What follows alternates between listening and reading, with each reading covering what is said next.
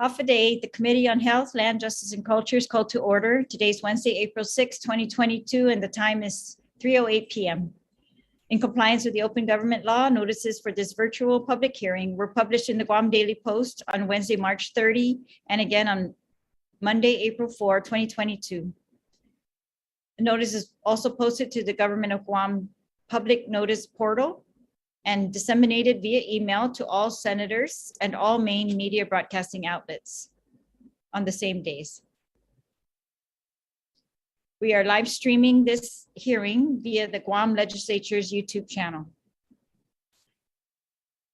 Individuals participating shall first be recognized by the chair before speaking and begin by stating their names for record-keeping purposes. I would like to acknowledge the presence of my colleagues here today, beginning with Senator Perez, who's the Vice Chair of the Committee on Land, Senator Taitukwi, and Senator Moylan. Thank you, colleagues, for being here today. I want to thank all of you who've accepted our invitation to be here today. It looks like we have a 100% of those who showed up. In the interest of time, I will introduce you as you're called upon to speak. Okay, so today's informational hearing is scheduled for the Committee on Land to gather and receive information on existing laws and agency regulatory, permitting, and environmental guidelines for mineral extraction on Guam. We've invited your agencies here today to provide information on the types of permits applicable to mineral extraction, the processing of permits, the regulatory and enforcement responsibilities of your respective agencies under federal and local law, and whether through grading, excavating, quarrying, or any other means to extract minerals on Guam. Your participation will assist the committee in gaining a better understanding of the guidelines currently in place, to discover any possible gaps in law or rule, and if you believe these existing laws and rules are adequate to protect Guam's health, welfare, and environment. The goal will eventually be to ensure best practices for private industry and appropriate government processes to mitigate any potential negative impacts from mineral extraction on Guam, especially over Guam's aquifer. In the face of these concerns regarding mineral extraction, there have been several offers to government agencies such as the Chamorro Land Trust and the Ancestral Lands Commission for additional mineral extraction on those properties, including the Raceway, Lahuna, and adjacent properties on that side of the northern Guam. And so that is why these matters for our committee are quite urgent.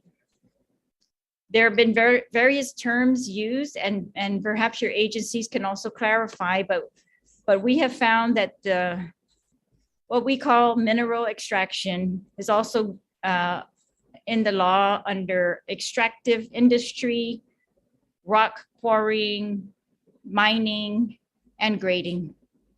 So we'll try to clarify those terms. But at this point, it looks like these terms are interchangeable for our purposes today.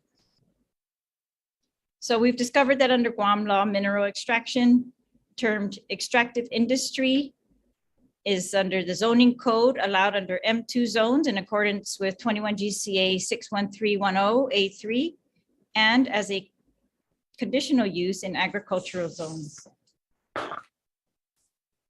There's a chapter 60 under title 21, also dealing particularly with mining of minerals.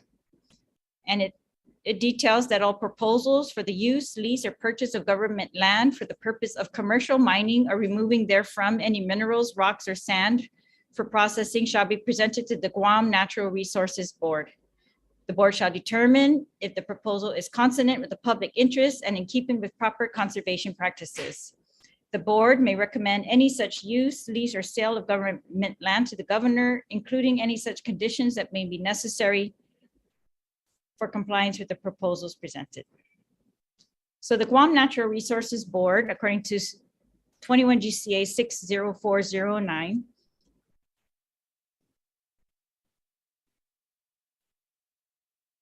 well, that's where it's established in chapter 60. And it says that the Guam Land Use Commission shall serve ex officio as the Guam Natural Resources Board. It shall be the function of the board to study and evaluate any plans or proposals for the utilization of government land for natural resource development or exploitation. And then they have some rules and regulations for the Natural Resources Board. The Bureau of Statistics and Plans has a Guam Floodplain Management Ordinance from 2007, where mining or mineral extraction is included in the definition of development under that Floodplain Management Ordinance.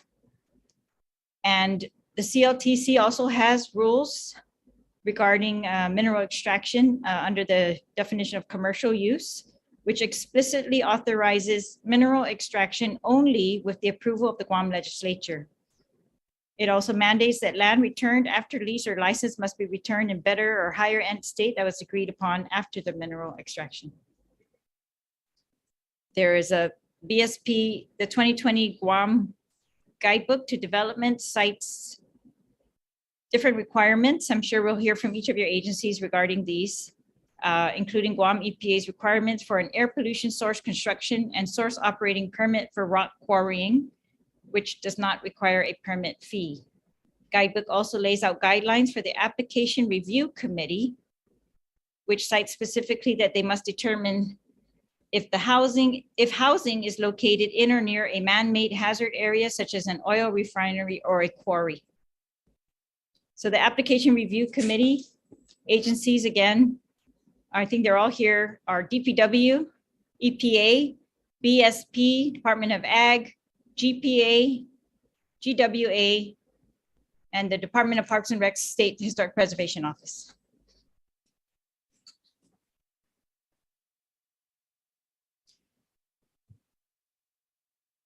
The BSP notes in the guidebook that mineral extraction is cited as an area of concern for development as outlined in the 1978 Guam Comprehensive Development Plan, or Cabales na Plano Paraguayan.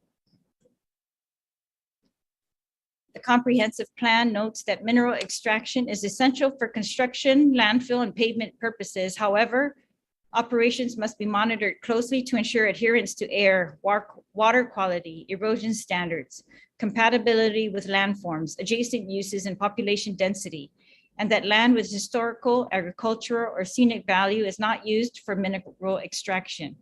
Offshore coral and other dredging operations require further study. Beach sand mining is clearly an unacceptable use of the shoreline.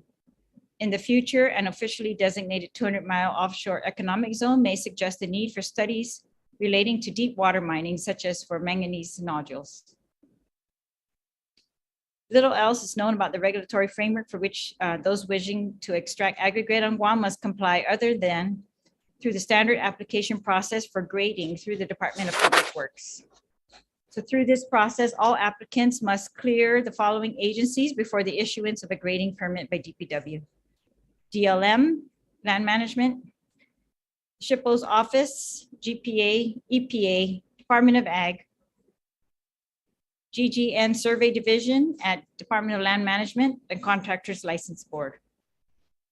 So we'd like to gain some clarity on each of the agencies' guidelines or standards that they use in granting these grading permits, and how quarries are regulated under grading, if that is how your agencies are regulating quarries.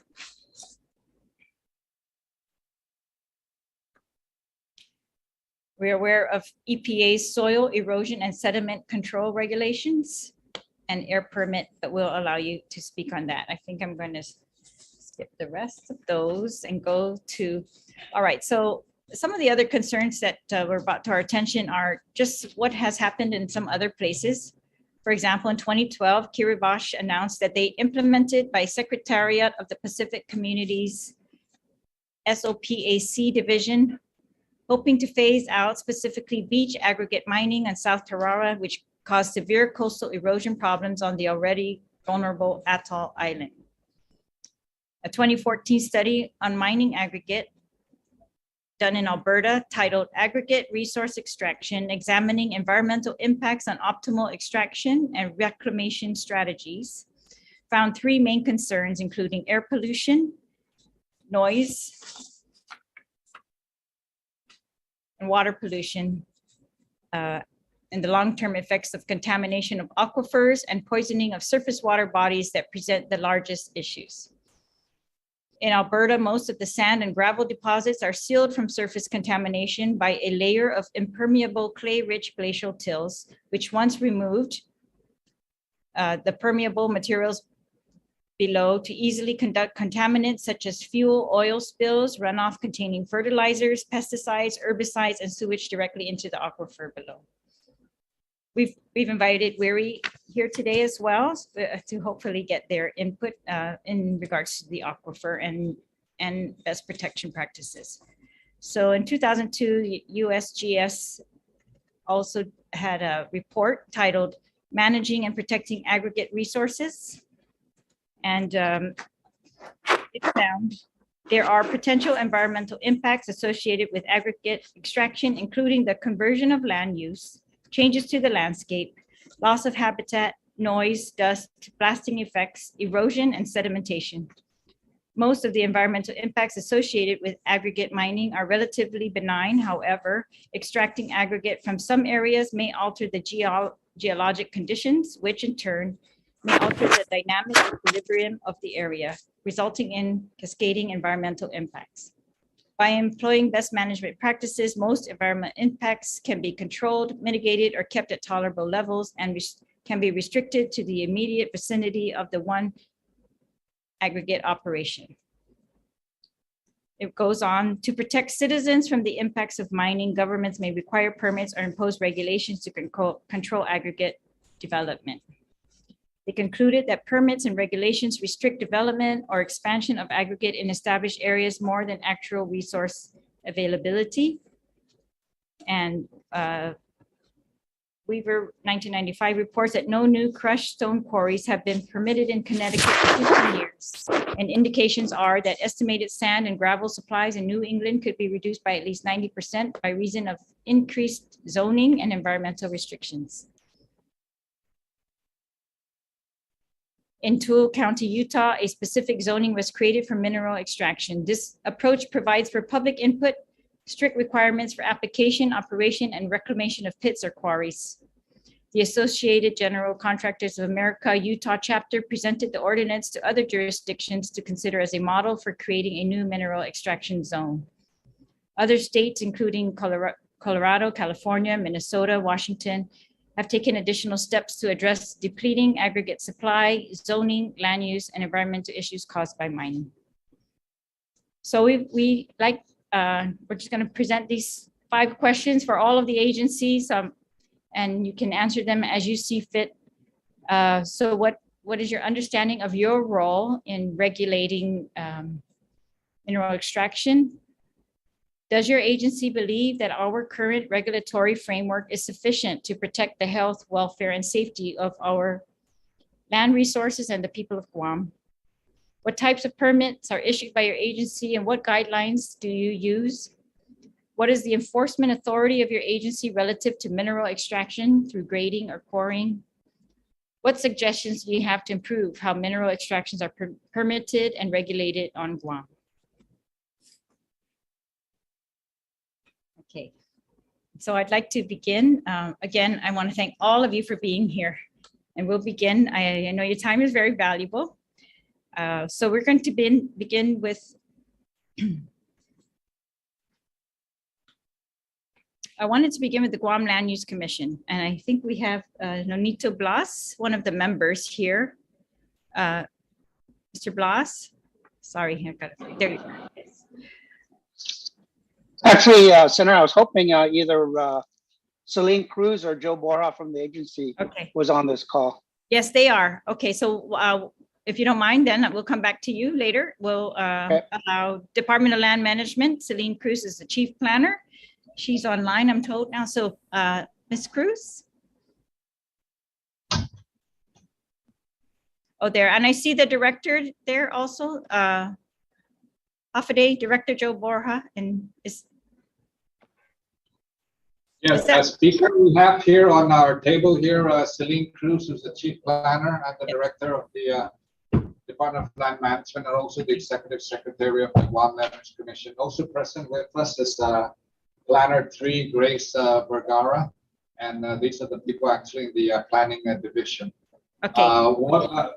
We didn't catch all of the questions, Speaker, when you were running through. Well, they're pretty much the same as what I sent you in the invitation. And in general, what are the guidelines that you've used in reviewing applications for quarrying or mineral extraction? Yeah, do you believe those are sufficient to protect, the lands and resources and the people of Guam? Do you have any suggestions? What are your enforcement capabilities, and do you have suggestions? And in your case, of course, you're the Natural Resources Board, so yeah, we'd like to know how your enforcement capabilities are.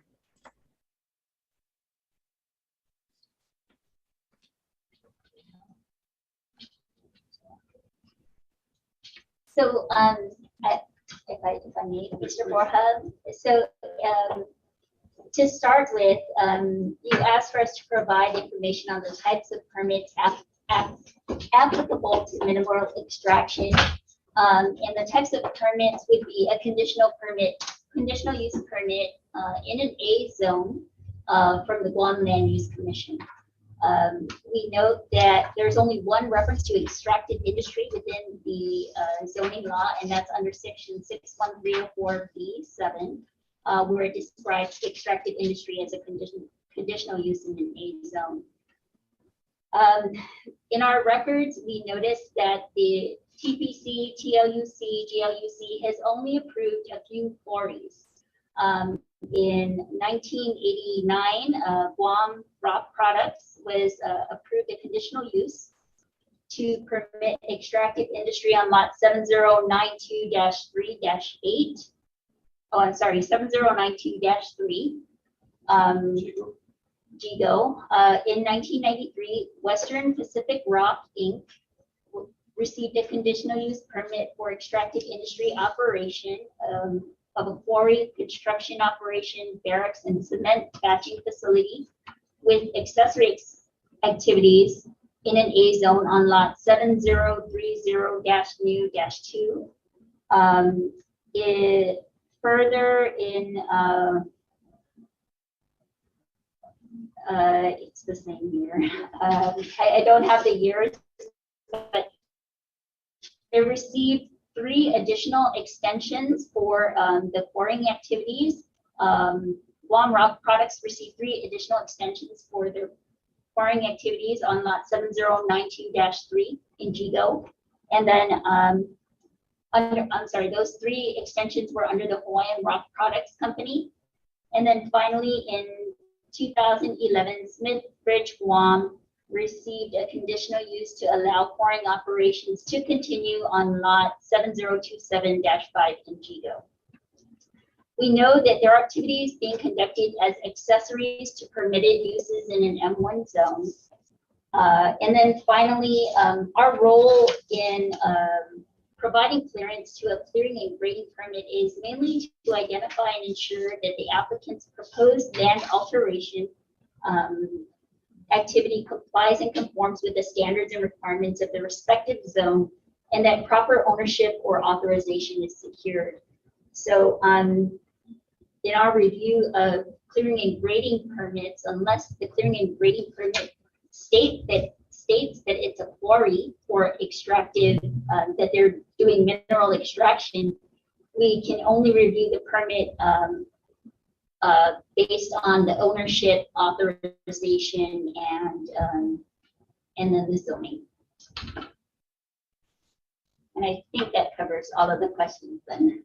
All right, thank you. Yes, if it was stated on the permit it's for quarrying, do you review it differently? We will not sign off on it unless they have a conditional use permit from the Guam Land Use Commission. Okay. All right, thank you. All right, that's the Department of Land Management and the Guam Land Use Commission. Pretty much, thank you for that summary. So we'll go now to some of the ARC committee members, agency review committee members. So beginning with DPW, Director Ariola. Hi, thank you very much, Madam Speaker. And thank you for having this hearing. We're glad to be a part of it. With me, I have our Chief Engineer, Zenon Ballinger, and also online is we have our Building Permits Administrator, Randy Romero. You know, in a nutshell, when we looked at this, we said it looks like it's finally coming to a head to start more intensely monitor these mineral extraction areas throughout the island. As you know, DPW, we operate our government quarry facility up there in Dedido. And just for your information, we are overseen by MSHA, the Mining Safety and Health Administration. They were here not too long ago because of an incident that actually happened at the quarry several years ago. As a result of that, I know they visited not just our quarry and they actually mandated some changes there at the quarry. And I understand they also visited a few other quarries throughout the island. Some of the things that we had to do at the quarry site in Dedido, which is right off Waisengsong Road, is we had to fence the entire facility. And so by the time I came in, you know, we asked, so is it fenced? And it wasn't fenced. So we had to find the money, and so today, as we speak, that the quarry itself is totally fenced and encased for safety and health reasons. The other thing that they required is that all employees working there go through specific training, and that has been done. Everyone that works at the quarry has gone through specific training as required by MSHA. And then let's see, you know, one of the other things that's also critical there to running the quarry is our equipment. So we have purchased equipment with the COVID issues and in the automobile and heavy equipment industry. There's such a backlog for the equipment that we're looking for. But we do have an order, some bulldozers and excavators, because as required by MSHA, we are no longer supposed to operate those types of equipment unless they have enclosed cabins, fully air-conditioned enclosed cabins, and that's for health and safety reasons from the dust that emanates from the type of work that's down there. So that has to do with our own quarry that we operate down there. And we operate that 5 days a week. I could have Randy Romero speak to the permitting process. And as just stated by DLM, we don't move on a permit for any type of mineral extraction unless it's been approved by GLUC. So it really starts with them. They need a conditional use permit is needed from GLUC before we can move forward. And then once that moves forward, then we involve all the other agencies who are basically on the same call here. So that's basically where we stand. And I can have Randy expound a little bit further on the permit process, if you don't mind. Yes, Randy, if you don't mind, especially what guidelines you use to review the permit at DPW. Thank you, Speaker. Okay. Hi, Senator. So, of course, when we do get a customer coming in and applying for a clearing and grading permit, we do require them to provide all the necessary information, any designs, any requirements, and if it does come identified as mining or quarry, we would actually have them go through the Guam Land Use Commission to get go through the process and receive approval or notice of action to continue forward. Once they provide all that information, then we will process the permit and go through the regulatory agencies again, starting with the DLM, Parks and Recs, Guam Power Authority, EPA, Guam Geodetic Network Survey Division, Department of Agriculture, and then back to Public Works again.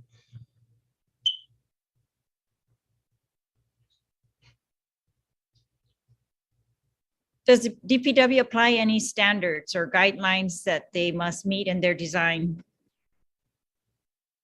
Yes, well, we do require them to provide an engineer design stamped by a certified engineer. Then we go through the review process in-house on the through our engineering section to validate and verify the type of proposed work that's being requested. All right. Are there any risks that you look for? Of course, we make sure that with the help of land management and the GLUC to ensure the property to be excavated or worked on is not within a residential area or pose a hazard to the public. So we work closely hand in hand with DLM and all the other agencies to ensure that nothing will adversely affect the public, and especially adjacent property owners. Yeah, Madam Speaker, if I could add also, some of the other issues we look for is, water runoff from the property, how it's either going to be graded or dug into, noise issues that may emanate from the property, the air quality, as Randy was saying, to the surrounding properties. If there's going to be any type of blasting, we have to take a look at that. And we're very concerned and aware of the surrounding areas, because that's a lot of heavy equipment that's being used. We know exactly what it takes to operate a mineral extraction or a quarry, such as the one that we have up in Dedido. So those are some of the issues, and I know the other agencies are also involved with, especially up north, with the waterlands and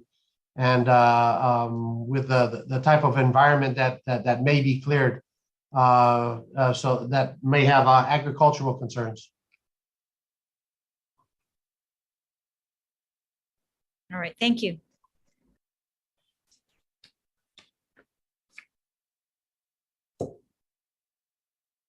All right, so I'm going to leave it there for now. Maybe there will be more questions, but we'll come back. We're going to go to Guam EPA now. Captain Brian Bearden, U.S. Public Health Service Chief Engineer, Water Division Director at Guam EPA. Thank you, Speaker Terlaje. Guam EPA fits into both the ARC and the DPW grading permit and building permit process. And I'd like to speak about the grading permit process. So Guam EPA has its soil erosion and sediment control regulations, which lay out a number of very specific requirements for any kind of excavation. And that's specifically defined to include excavations created as part of quarrying activities. But there's one particular section of our regulations that seems to have caused probably the greatest, I guess you'd say, controversy over the last couple of years, and that's under 22 GAR section 10104, so 10104 C10C, and that's under permit application contents. And one of the permit application requirements is that the applicant include a copy of their conditional use approval from the GLUC.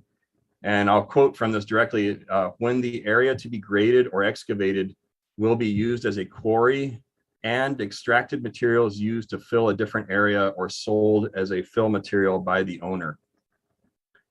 And so when I first got here about 3 years ago, and in fact, I remember, Speaker, you and I went on a tour of one of these facilities, I think my first week that I was on the island.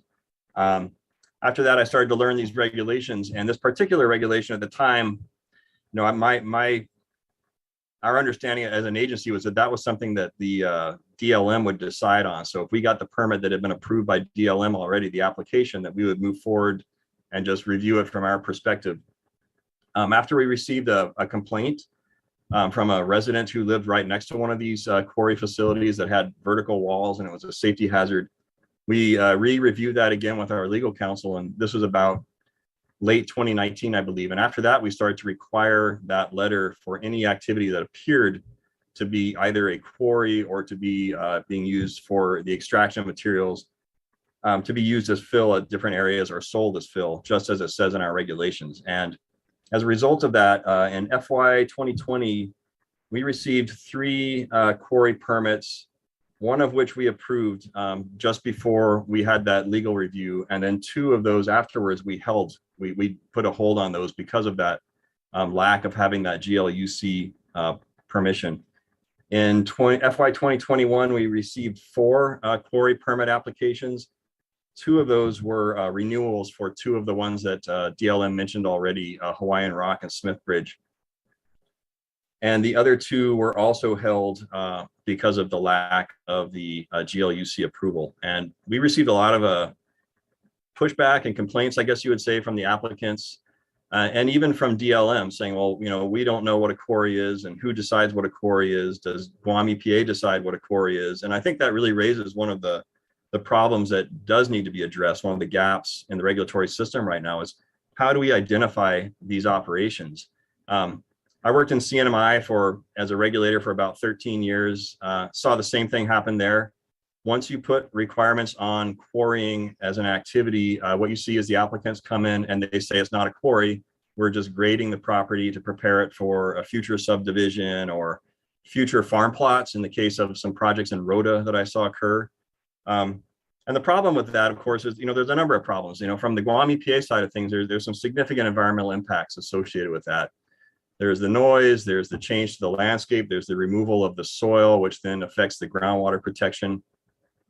But more significantly, which is where I think the real gap occurs here, is that we don't have that ability for the land use to get approved. And that's where it seems like all the complaints come from on both ends that we get. We get the complaints from the people who live next to the quarries, and we get the complaints from the quarriers who say, I'm not building a quarry, you have to let my permit go through. And so that's something that really needs to be determined. And in CNMI, when we had that issue, one of the biggest issues that revolved around that was there was no definition of what a quarry was in the law. And I don't believe there's a definition here in Guam either, because we've looked at that for the last couple of years and we haven't been able to find anything. I was an expert witness in a case in the CNMI for an administrative hearing where the CNMI did prevail against a construction company that wanted to dig down a property supposedly to use as a construction yard. And the administrative judge did agree with us that it was a quarry because for a lot of reasons. But it really brought to light the fact that there's some real subtleties in that definition. It's tough to define, and it's something that I would really recommend be taken on, and it may have to occur at the statute level.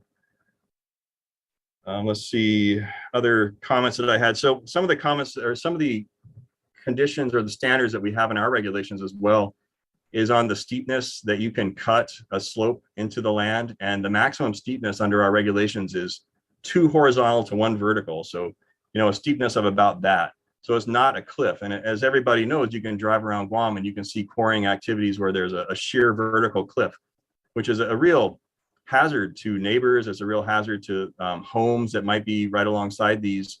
And I think one of the issues we have is that even our regulations allow an exemption for that as long as a professional engineer signs off on a report saying that they believe that that's stable. And there are no standards for what that engineer is allowed to use for, constants and such in those calculations, or what kind of calculations they're supposed to use. And that's something that we should really try to establish, because I have seen those come through our office where an engineer will just pick the values to make it work for their client. And we need to make sure that we're holding the engineers accountable, because a vertical slope, I think you could talk to any geotechnical engineer in Guam, and I think they'll all tell you that that's not safe, even in the limestone, especially if you have any kind of structures up above that or down below that.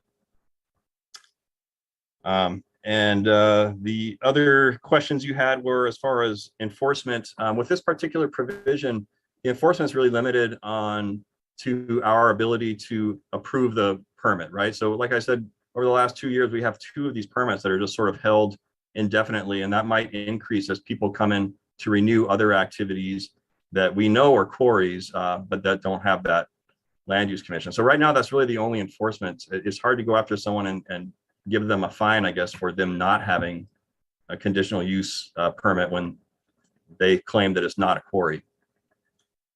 And with that said, we do have Roland Gutierrez who can give you some information on our air quality permit requirements for quarries as well. Roland?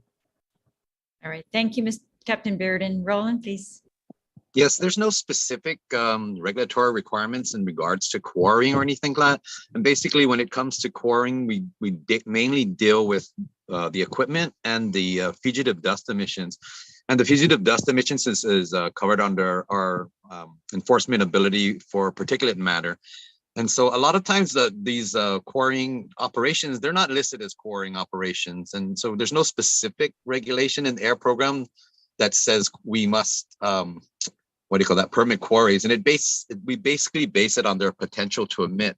And so what they do is they do a calculation in regards to the amount of dust that they'll generate, whether it's from the equipment they're using to actually break the rock or the equipment they're using to process the rock. And most times that we look at the requirements and the size of the equipment they're using, in order for us to permit them, they literally need to be of a certain standard. And basically the law states that if they produce 2 tons or more of pollutant per year that is regulated, they need to get a permit. In most of these instances, when it comes to the generation of particulate matter, the equipment is not of such size, or the projects themselves are not of such size that they'll meet that standard for most of it. So you have your quarries, such as your Smith Bridge, your Hawaiian Rock, and those ones, and those are large enough for us to permit. A lot of the smaller ones fall way between the level of us giving them a permit. So one of our main requirements when it comes to those things is that they submit what's called a fugitive dust control plan. And that fugitive dust control plan ensures that they basically limit the amount of dust that comes out of the site. The problem with that is, and if you know, when it comes to enforcement, at Guam EPA, we currently only have two people that are enforcing fugitive dust around the whole island. So we mainly go into what's called complaint mode, where somebody actually makes up a complaint, we'll go out and we'll address that complaint. But for us to go out on a regular basis to conduct compliance inspections, and then literally we do our due diligence. We go out there, we make sure they have the plan, they make sure we follow the plan, and we make sure they're enforcing the plan. But the problem is the continued enforcement is not possible, because we can't spend our time watching 1 or 2 different companies that are violators or that are doing this type of activity. So I believe our regulations are adequate. I just believe that we don't have the capability to enforce the regulations properly. And as Brian alluded to earlier, there's no actual definition of what a quarry is and what requirements that we're supposed to do with them, other than regulating the particulate matter that comes out of them or any other equipment that's there. And so we're limited to that. I mean, if we're just going to regulate every single operation, then we'd need to either lower the standard or we'd need to increase the enforcement capability. All right, thank you. Anything else on behalf of Guam EPA? No, I did submit gave to Brian just a short paper on what are the requirements basically at quarries, and he'll probably just send that over to you. And if you had any questions, you can direct them back to us. Okay, thank you. You're welcome.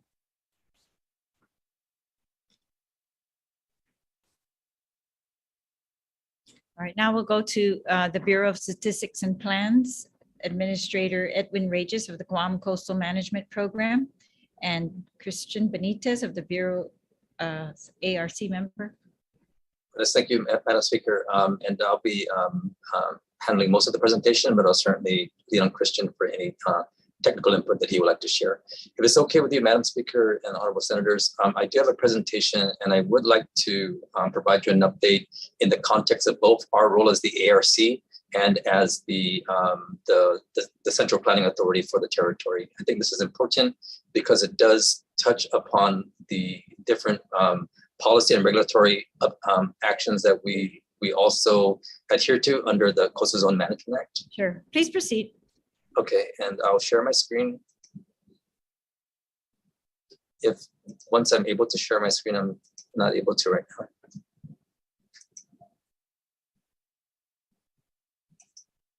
now. thank you for allowing me to share my screen. This is quite a nebulous process. And so I just want to be sure that I communicate to you what our role is in terms of providing guidance and regulatory information that would govern the mineral extraction activities on Guam. Okay, thank you. I have control now, and I'm going to share.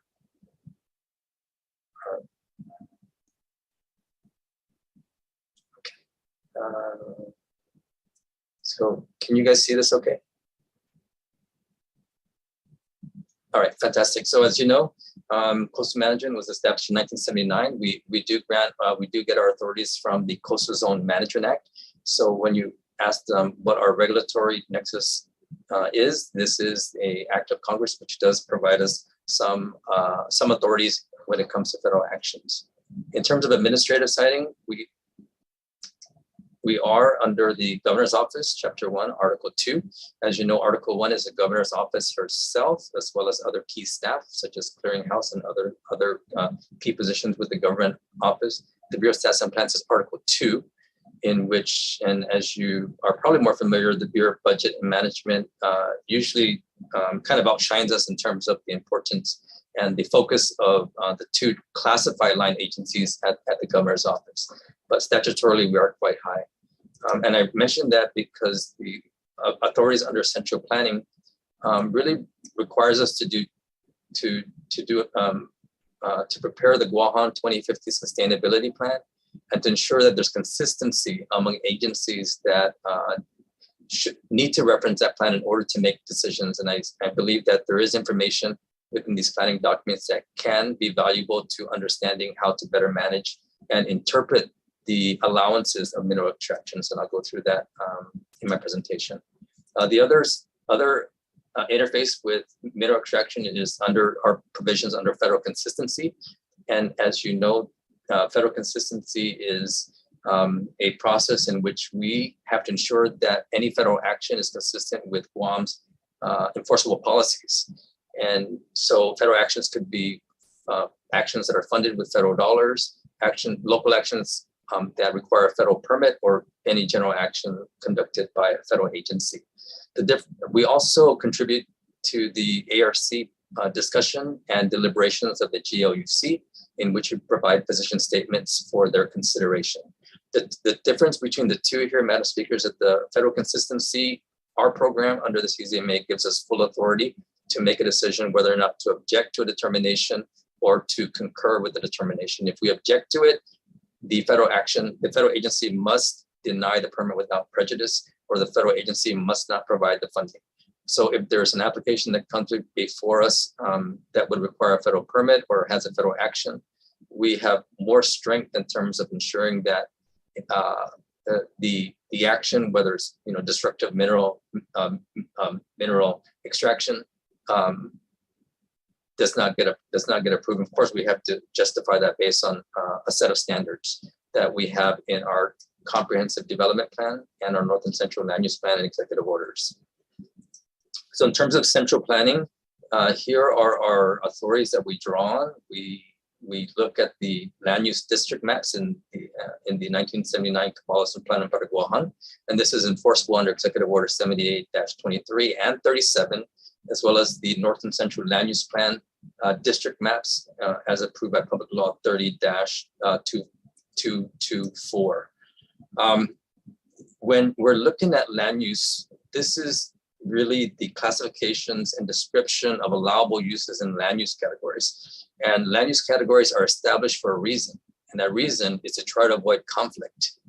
And so when I hear that mineral extraction is allowable in agricultural land, that is, I think, grossly misinterpreted, because agricultural land is meant to produce agriculture. And the term extractive material, in my mind, I don't see that as extracting geological resources, because that's just totally contradictory to the agricultural land itself, because it's zoned agriculture to produce agriculture. When you extract geological resources, you permanently create a situation and you permanently damage that parcel in which it will no longer serve as a function of agriculture. So what I think that's just could be interpreted, you know, extremely wrong. But during this assessment, I never read that statute to mean that mineral extraction could be allowed in as a conditional use under agriculture. But I stand corrected as it has been done in the past. So looking across our community design maps, and I'm paying attention, drawing attention to our community design maps, because these are the boundaries in which we determine where mineral extraction could be potentially compatible based on the M2 designation. So as you know, in our Cabales, we do have four different land use designations, which is urban, rural, agriculture, and conservation. And M2, which is a land use zone, is under urban. And so how we interpret this is we look at what our enforceable policies dictate in terms of applying the interpretation of where exactly M2 activities would fall in the urban category. Because if you look at this map above, Madam Speaker, the urban categories or land use designations are quite extensive in these two maps. But when we look at our policies, I'm going to skip down to the urban development policy. It says that uses permitted only within the commercial, multifamily, industry, and resort hotel zones, and uses requiring higher levels of support facilities shall be concentrated in urban districts. So this term industrial, this is where we refer to the zoning law and how we enforce these authorities here. And I'll send this to you, I apologize, it is quite small, is that we enforce these through the different authorities in this table here. So this could be useful in terms of your matrix in compiling the different policies that we look at in terms of enforcement. I would say that this enforceable policies is supposed to be adhered to by all agencies and instrumentalities of the government. So when the GOUC is conducting their reviews, or other agencies, it should be referenced as something usable by all instrumentalities of the government. So in terms of when mineral extraction is allowed, we all agree that it is allowed under heavier industrial zone. So the position of the Bureau is that we would not concur with any proposed conditional uses or zone changes that would be non-consistent with other land use types other than what we recognize as M2 zones in our district maps. Some suggestions for your consideration. We talked about the permit clearing and grading, but I think one of the major issues that was brought to light here is the Guam land use decision and interpretation of allowable uses within agriculture. I don't think there should be any approval of geological extraction. I believe that term extraction refers to biological extraction. So for example, if you wanted to grow mahogany trees or whatever, you would have to actually extract those kind of biological resources. But once you remove the geological resources, then you render the agricultural lot non-functional. Other issues is the CO2 leases, and as you know, the legislative spot zoning. That's my presentation, Madam Speaker, and I'll stand by for questions.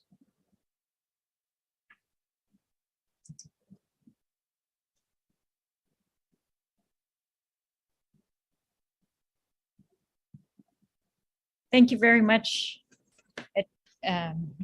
Director Regis.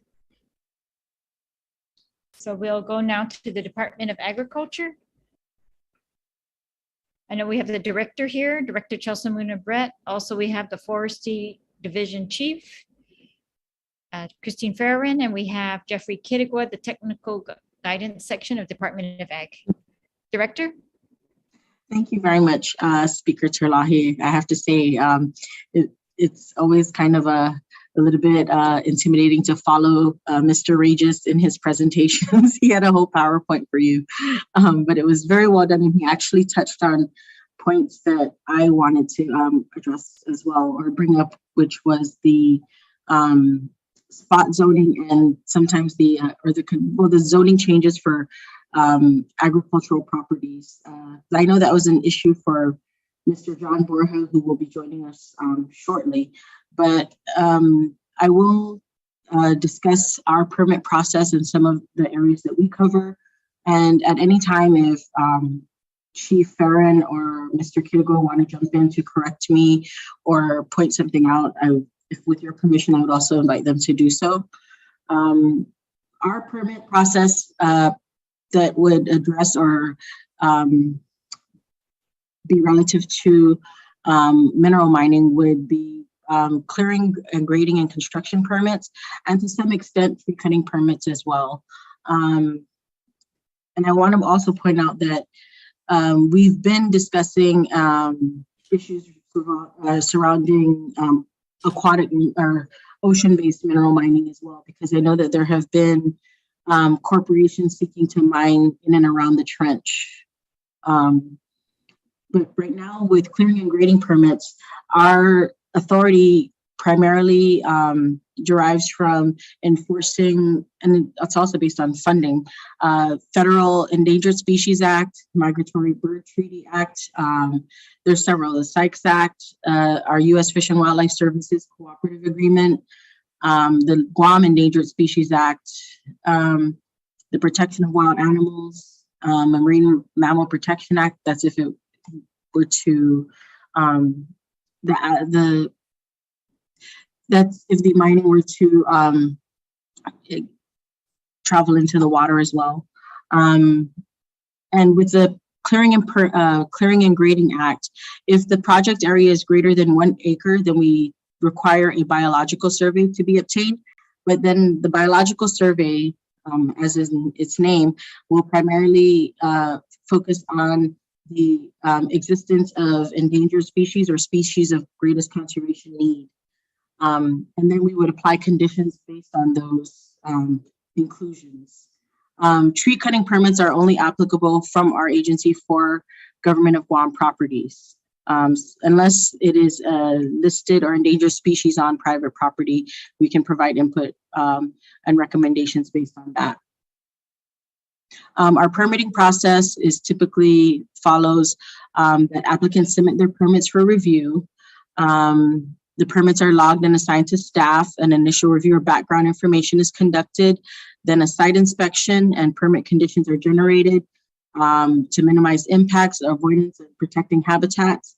The chief reviews it, and then the director signs off on the permits and the conditions.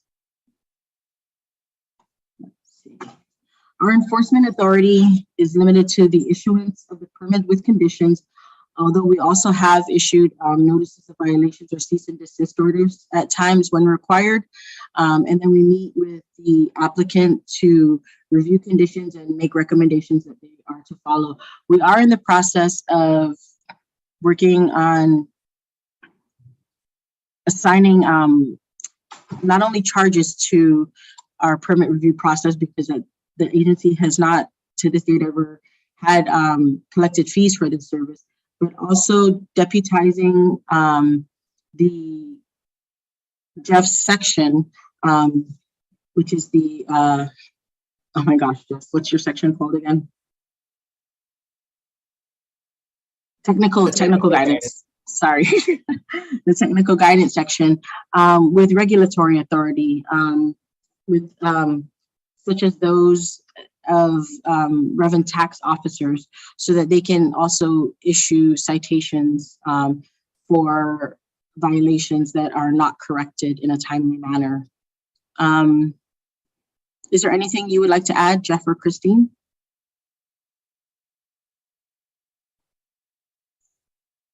Apologies. I think between both you and Edwin, you covered it pretty well. My concern that I threw into the quick notes, because I heard about this meeting rather late in the day, was any extraction that takes place anywhere on island. I mean, whatever that footprint is, whether above ground or below it, The damage to root systems, we don't have that measurement yet, right? You could have a footprint of 2 acres, we'll say, for land clearing for extraction. And within that 2-acre footprint, you will see tree death, tree canopy decline, but people don't consider the impact to the forest adjacent to and surrounding that parcel. So these are takes, you know, this is impact that we have to consider, that it's never just that one footprint. And we talk about sediment and erosion, but what about the rest of tree health and tree canopy health overall in habitat? So that was just one more quick add. Ms. Farron, so are you able to deny a permit if you believe that that impact is too much? We can, but that's right now. I think we still need more survey work. So for property, depending on the required environmental assessments and species found there, a lot of this is really going to be when we start making observations. So a biologist assigned to the project. So big projects like this should have a biologist on site, and considerations on who's paying for that biologist, really. But you think about their monitoring would be both monitoring that's taking place on land, on that property, and looking out at the neighboring properties as well. But it's a very, very tricky slope. And Speaker, if I may, what Christine's referencing is the authority of the tree cutting permit. It would only really intercede in a clearing or grading permit if it's affecting an endangered species or a species of greatest conservation need. And rarely, I think, do the biological assessments even cover the loss of tree canopy or root systems unless it's impacting a specific endangered species, or the tree itself is an endangered species. Okay, so currently your guidelines are pretty much whether it's impacting an endangered species or not. Okay, all Yes, right. ma'am. Thank you. Thank you very much, Department of Ag. GWA, I think we have the General Manager, Miguel Berdalio, and the Chief Engineer, Maureen McDonald. Good afternoon, Speaker. I apologize. General Manager Miguel Berdalio had to leave the meeting, okay, but I can certainly provide some information on behalf of GWA. Yes. And to start off with, basically for Quarries, water service requirements are similar to typical developments, and available water capacity analysis is required to determine if service can be provided without adversely impacting existing customers. So we're looking at how much water is actually in the pipes and how much pressure the water system has in that area that the quarry is being proposed in. I believe on the wastewater side, I believe that processed wastewater or wastewater use or wastewater produced from dust control activities would typically be maintained on site. But as far as sewer service goes, this would be typical for any industrial activity. It would require a GWA industrial wastewater permit and potentially require the customer to install a pretreatment system before they discharge into the GWA sewer system. Sewer service would also require an available sewer capacity analysis. Both water and sewer service connections would require a DPW building permit, as well as GWA utility connection permits. So that said, while GWA regulations are focused primarily on the water and sewer service, we are very concerned about activities that can potentially impair aquifer water quality. Since the aquifer is our primary source of drinking water, we know that quarrying too close to the water table or creating new pathways for contaminants to reach the groundwater are certainly concerns when we're looking at protecting our source water. Case in point, one of GWA's wells, which is located near a quarry, at one point produced cloudy water and had to be shut down. Now, we couldn't point directly to that quarry's activities, but when that quarry was closed down, the water produced from this well cleared up, and we were able to put that well back in operation. So, you know, we just want to make sure that activities surrounding water wells are not impacting the water quality that we're pumping out and and distributing to our customers.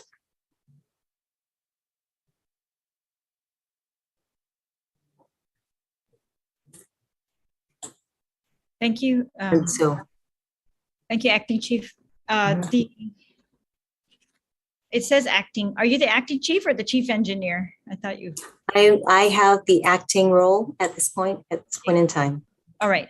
Thank you so much. And does GWA impose any restriction as to the depth of quarrying?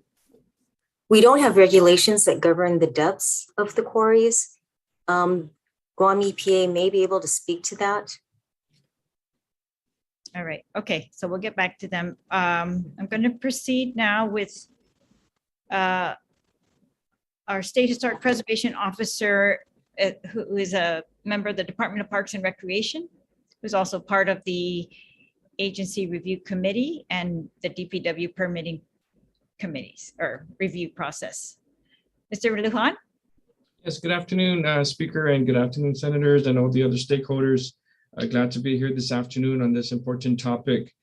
Just to add to what all the other regulating agencies have said, on top of the regular permitting process within the Historic Preservation Office, we still have the Section 106 undertaking process for federal lands that is unique to the Historic Preservation Act. So in that case, every undertaking within federal properties goes through this federal law. And in this case, especially with recent findings of human remains in the Northern Plateau, several attempts to enlarge quarries on Andersen Air Force Base, we have not concurred with the findings of no historic properties affected until future archaeological studies are conducted. So that's kind of within the perimeters that we can regulate, so to speak, on federal lands. On local lands, we follow the same process for permitting. Just a couple of examples of what has occurred in the past. Something that we can learn from on lessons learned is one particular mining or quarry, since we haven't defined what the definition of quarry is a significant loss of a historic site on 35 acres of mining up in the Jigo area. This occurred where the company basically mined the coral without contacting the appropriate archaeologist who was supposed to be monitoring that property. So what we did in that instance was issue a notice of violation. So we are still working with that company for mitigation efforts. As far as suggestions are concerned, possibly a separate mining or quarrying permit for the government of Guam, since that would give a total, unique, and focused review of such request. Those are my comments this afternoon. Thank you very much, Mr. Lujan, our SHPO, and welcome back. And can you just tell us, where is this 35 acres in Jigo? It's northeast. Is this, are you talking about the raceway or the solar Further farm? north. Neither of those? Further north? Yes. You're not able to disclose? For the sake of the company, I'd like to say that off record. All right. So but they've been issued notice of violation and you're trying to work with them on mitigation, right? Yes, ma'am. Correct. Okay, thank you very much. We're going to proceed with Dr. John Jensen, the Director of Quarry. Dr. Jensen. Thank you very much, Dr. Jensen, for being here today. Sure. I'm a little slow with the switch here. Thank you, Madam Speaker. Well, of course, Quarry is not a regulatory or authoritative type of agency. Our mission is to provide policymakers and to share with you some of my experience in looking for definitions of these terms. I've had occasion to look for an authoritative definition, for instance, of an aquifer. For instance, I researched the US EPA regulations to see if there was any indication, and I have not been able to find an official sort of definition with legal status. Now, my suggestion is that if you need a definition of an aquifer or a definition of a quarry, as Captain Bearden mentioned, is that you may have to write one of your own. And the legislature, for instance, or Guam EPA, through whatever process it would make something official or something a legal definition, you might have to adopt a statutory definition of your own after researching it out. So I offered in the chat here what I do if I'm asked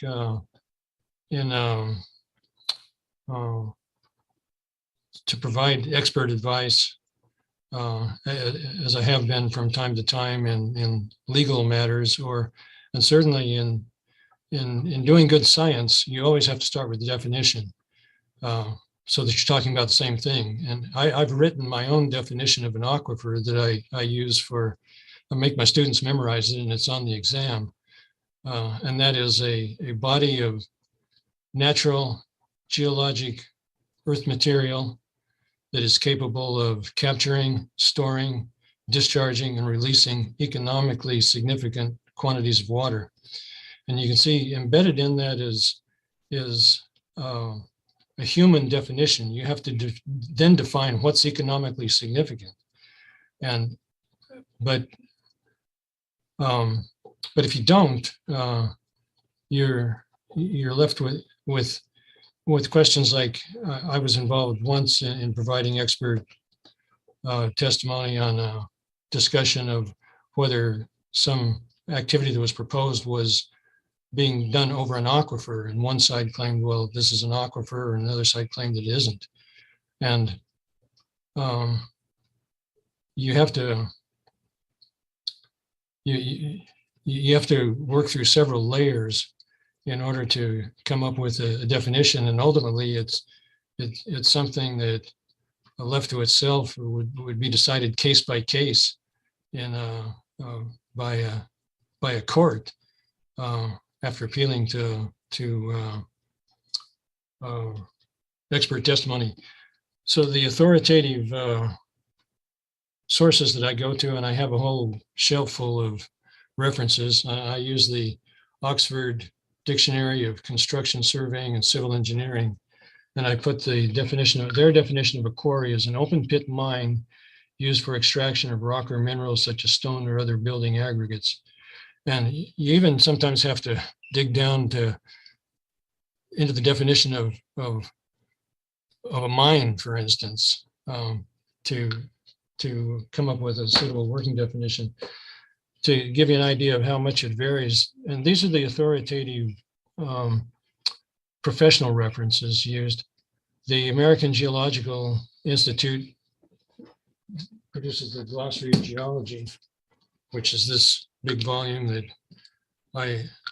is often given as a graduation gift for geology majors. Everybody keeps that handy. And their definition of a quarry is open workings, usually for the extraction of stone. And that's really broad. And so you can see the challenge there. So coming back to the definition of an aquifer, because the question is here, first you got to define quarrying or mineral extraction, and then you got to define whether it's over the aquifer. And one of the questions you get in there is, for instance, based on the criteria that you have to that it has to be able to provide economically significant quantities of water, you can see immediately one of the dilemmas is, where do you draw the line? If you're going closer and closer to the coast where the water is getting thinner and saltier, you eventually get to a point where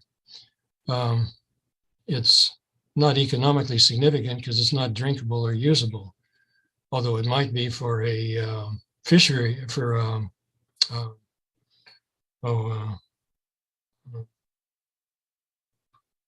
what do you call it, that raises aquaculture. It might be useful for aquaculture, but it's not useful for drinking. And in some places you want a saltwater aquifer for aquaculture. And so it really gets down to, in defining the aquifer, how do you define where our aquifer is no longer producing economically significant quantities of water? You'd have to draw an arbitrary line. And that gets really, really difficult to deal with from a legal or regulatory standpoint. So I extend the aquifer out to the coast, but make the point that its utility changes, and there are portions where you wouldn't be extracting economically significant quantities of water. It really comes down to a question of what parts of the aquifer do you want to protect, and protect for what? And this is a question that Guam EPA has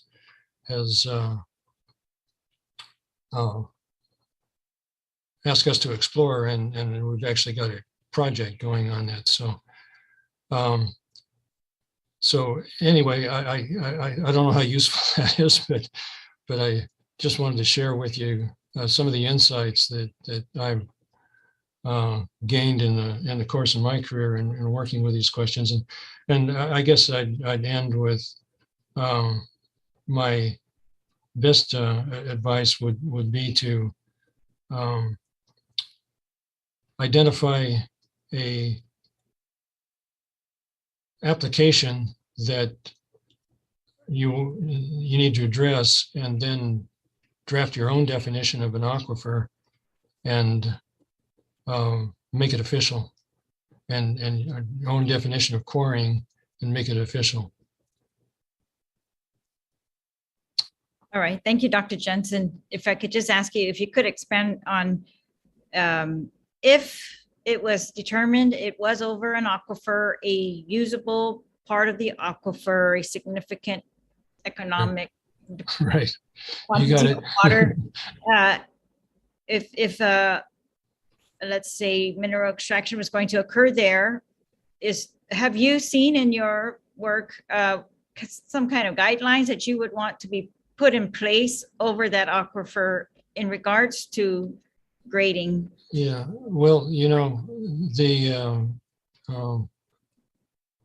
the standards that Director Ariola referred to really covers it. I think if you're following good industrial practices of safety and management, you're not really going to have any problems.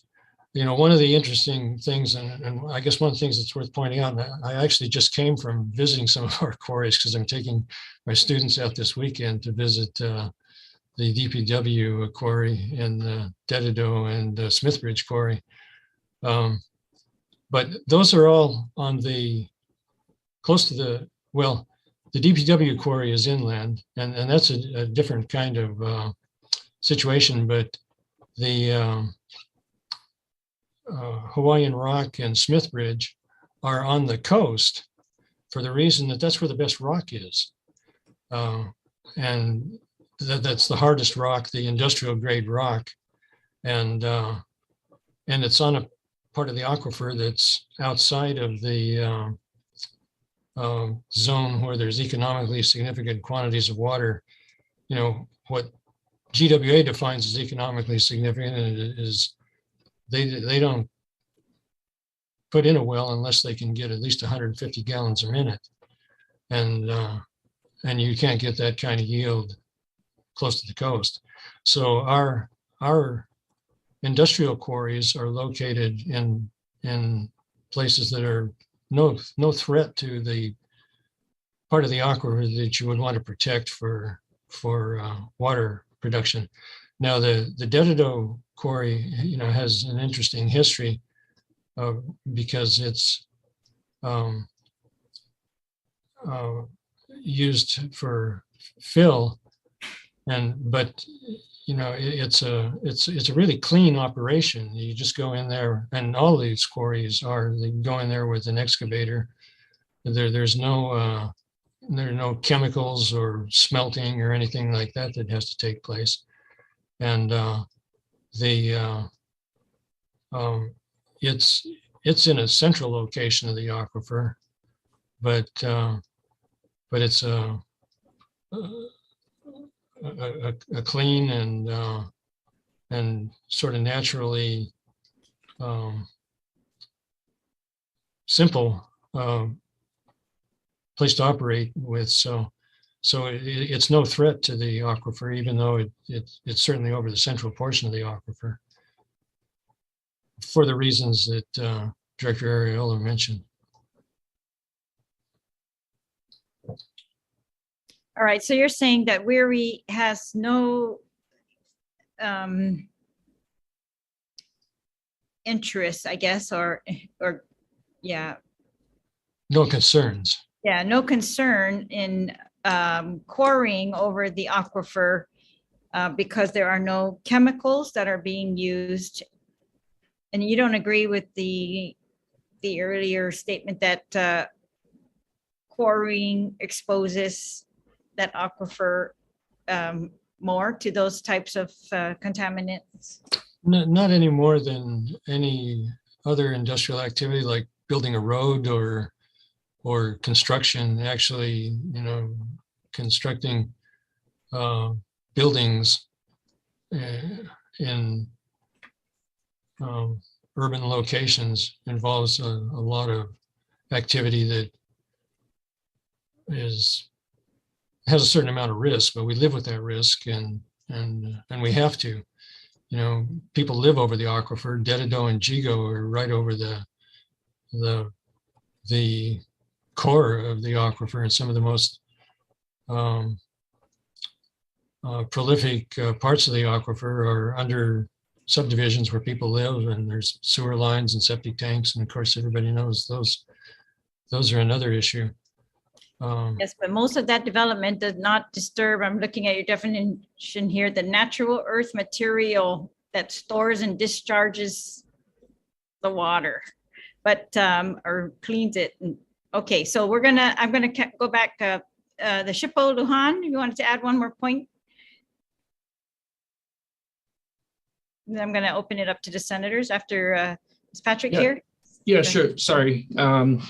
I was talking too fast. So I did note on the chat that one important point was the cultural landscape that would be affected. Again, it depends on the actual location and the severity and the size of such a project. And unlike buildings where you can build a building and then, not build a building or knock it down, something like this could be very detrimental to the cultural landscape and irreversible. So that's a severe impact from that perspective. I just wanted to include that. All right, thank you. And when I think of those cultural landscapes, I think of the cliffs and the villages, ancient villages that are normally adjacent to them. What about the Guam EPA? Captain Bearden, you had something you wanted to add? And yeah, I would like to just ask a clarifying question of Dr. Jensen, because my understanding of the removal of that because with a quarry, we're talking about removal of 20, 40, 60 feet of limestone. And, my understanding of the way contaminants especially migrate down through the soil, through the vadose zone, is they pass through that upper layer, which I believe, Dr. Jensen, you've termed the epikarst, right? And yes. I think that's where all of that biological activity occurs that can help remove contaminants. So our point of view at Guam EPA is that that's where we see what little treatment there does occur for things like septic tanks and for infiltration of stormwater. So when you remove all of that in a massive excavation like a quarry, my assumption is that you've stripped that protection away from the aquifer below it. Yeah, that's a good point. And I guess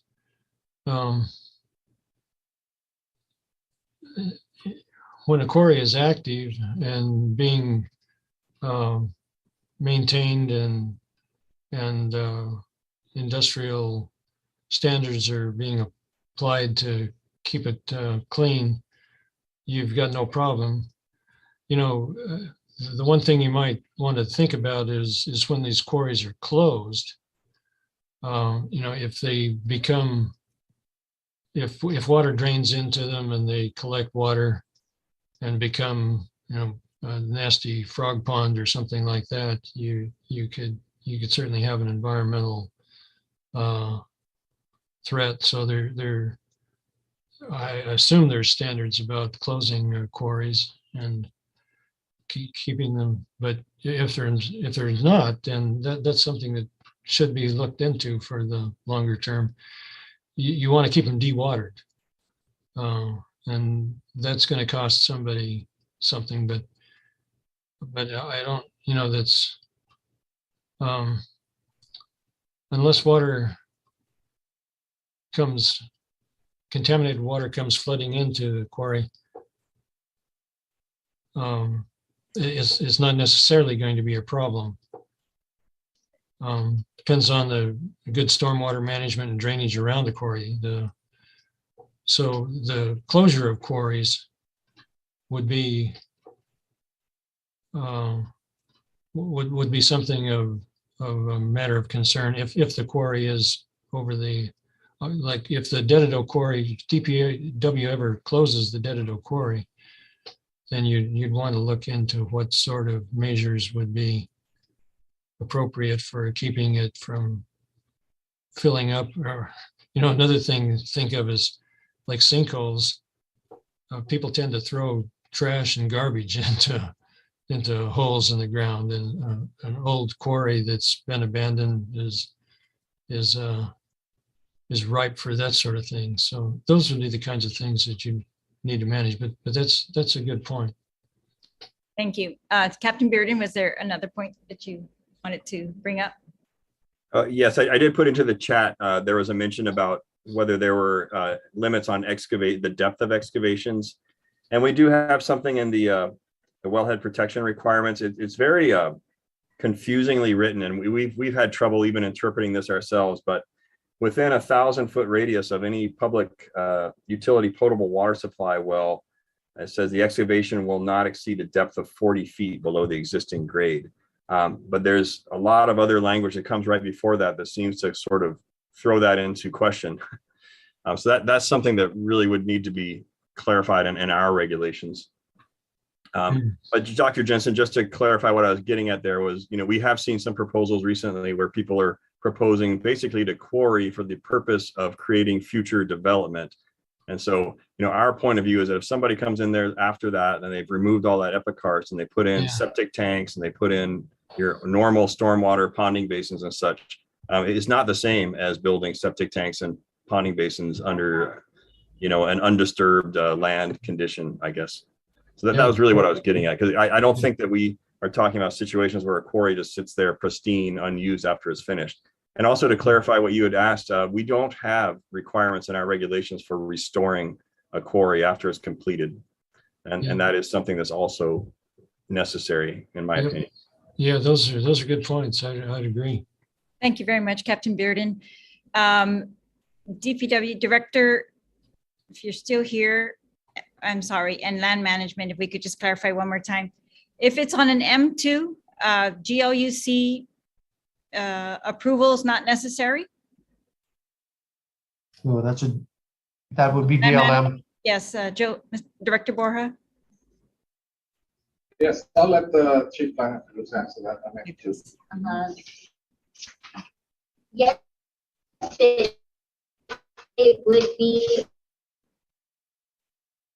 under any other uses, not specifically, it is a permitted use.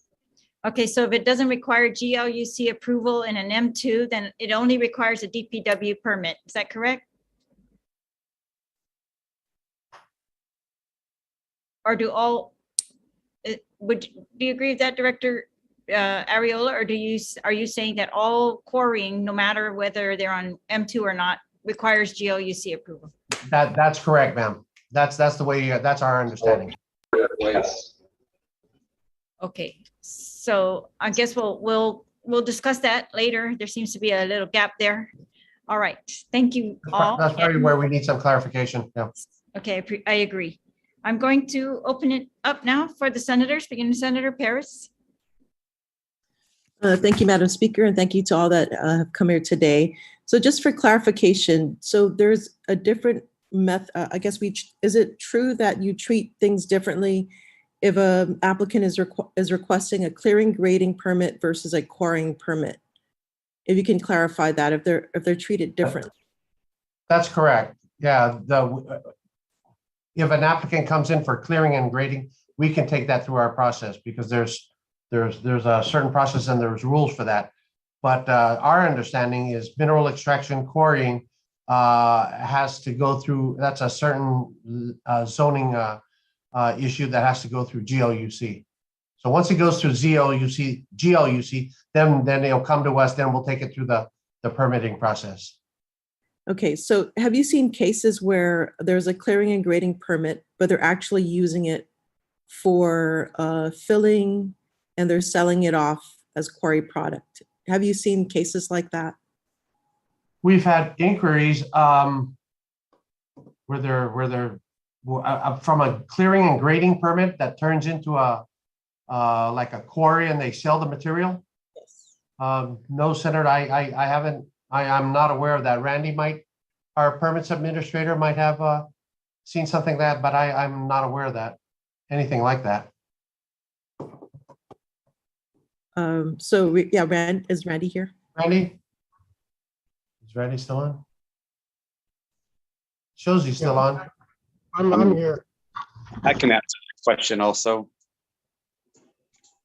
Okay, yeah, there's one case that there's an actually clearing and grading permit applied for, and we did discover they were actually doing some minor quarrying. So we actually issued a notice of violation and told them to stop work. And up to today, we have not heard back from that operation, but I know they've actually stopped. Okay, so what type of enforcement besides a cease and desist? Are there any penalties involved with that, or any kind of? Well, we're going to have to seek more clarification on that because this is just something recent. So we're actually looking into that to try to see what how far our reach is as far as penalties. But right now, I think, Senator, in our review of the laws and what's on the books right now, at least in our review, the law's silent on that. So we can hopefully get clarification based on the discussion that's going on today. Okay. So Senator, this is Roland Gutierrez at the Guam EPA.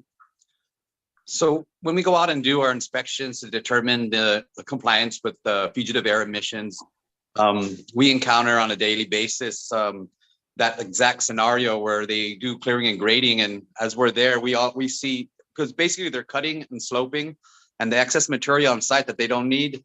It's common practice that we see that they basically sell the excess material off site. I mean. Okay, so does that now qualify it as a quarrying versus a clearing and grading? As the director said, our regulations don't have any requirements that would prevent them from taking the items off site. Our requirements only require them to ensure that they're doing their dust control, and any and all equipment that emits any type of air emissions are permitted. So we don't have any say or not whether it goes off site. But your question was, is it a common practice? And I'm going to tell you, yes, it is. Almost every single site I've been to, if they have excess material, they either use it at another site or they'll sell it to somebody for use at another site. Okay, so I guess this question goes back to, Director Ariola. So when they send in their permit application, is there anything in that application that basically they would have to describe what they're doing with that material? And is there like a trigger for DPW to identify it as an actual quarrying versus a clearing grading permit? Again, Senator, what we focus on is clearing and grading. If we focus on clearing and grading, it's exactly that. It's clearing a piece of land, it's grading it for typically for construction of homes or a commercial building or whatever the design calls for. But if we're taking it a step further and we're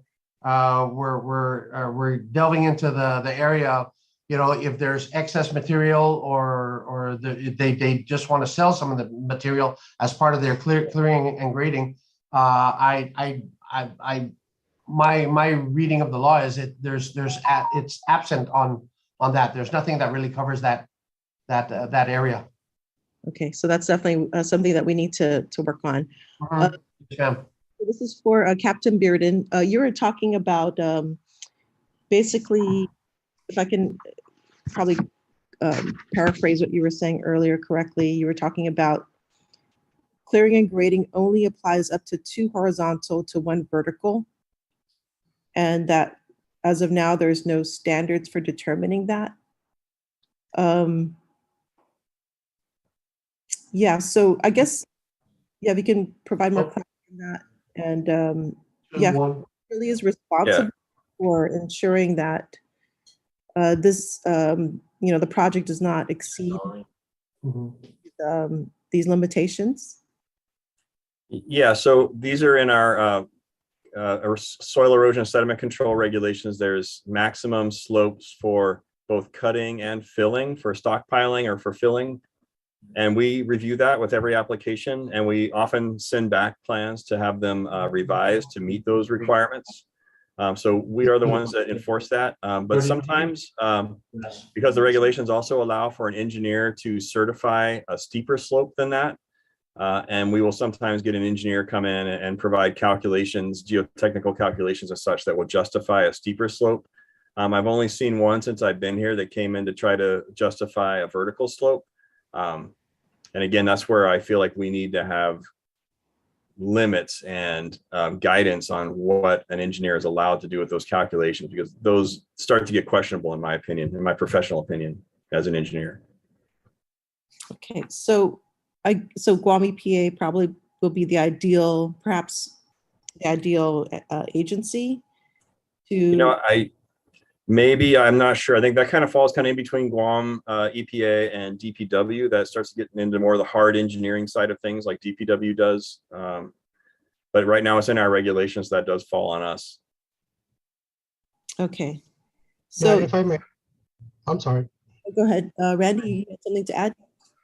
So in the IBC 2009, section J108 setbacks, there are actually slope recommendations that are actually spelled out. So Captain Bearden, if you want to go ahead and take a look at that. Okay, yeah, I mean, we enforce the rules that we have right now. So I guess there's a conflict there if the IBC is different than that. But I'm not sure the IBC always applies, because most of the time we're dealing with our grading requirements is for these clearing and grading projects where there's no construction. But we also look at it for construction projects as well. And just to fill in on what Roland had told you as well, Roland Gutierrez, yeah, we do see a lot of projects that come in just for grading and clearing, and they're very large cuts with no reuse of that fill on site. So it's pretty obvious that there's a lot of contractors out there that are using, the clearing and grading of people's properties as a way to get material. Sometimes they're pretty small, sometimes they're less than an acre, sometimes they're bigger than that.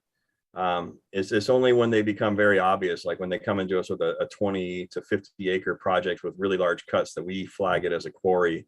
And again, it's because of that lack of a definition and the way our particular provision in our regulations is written. It's just so unclear, right?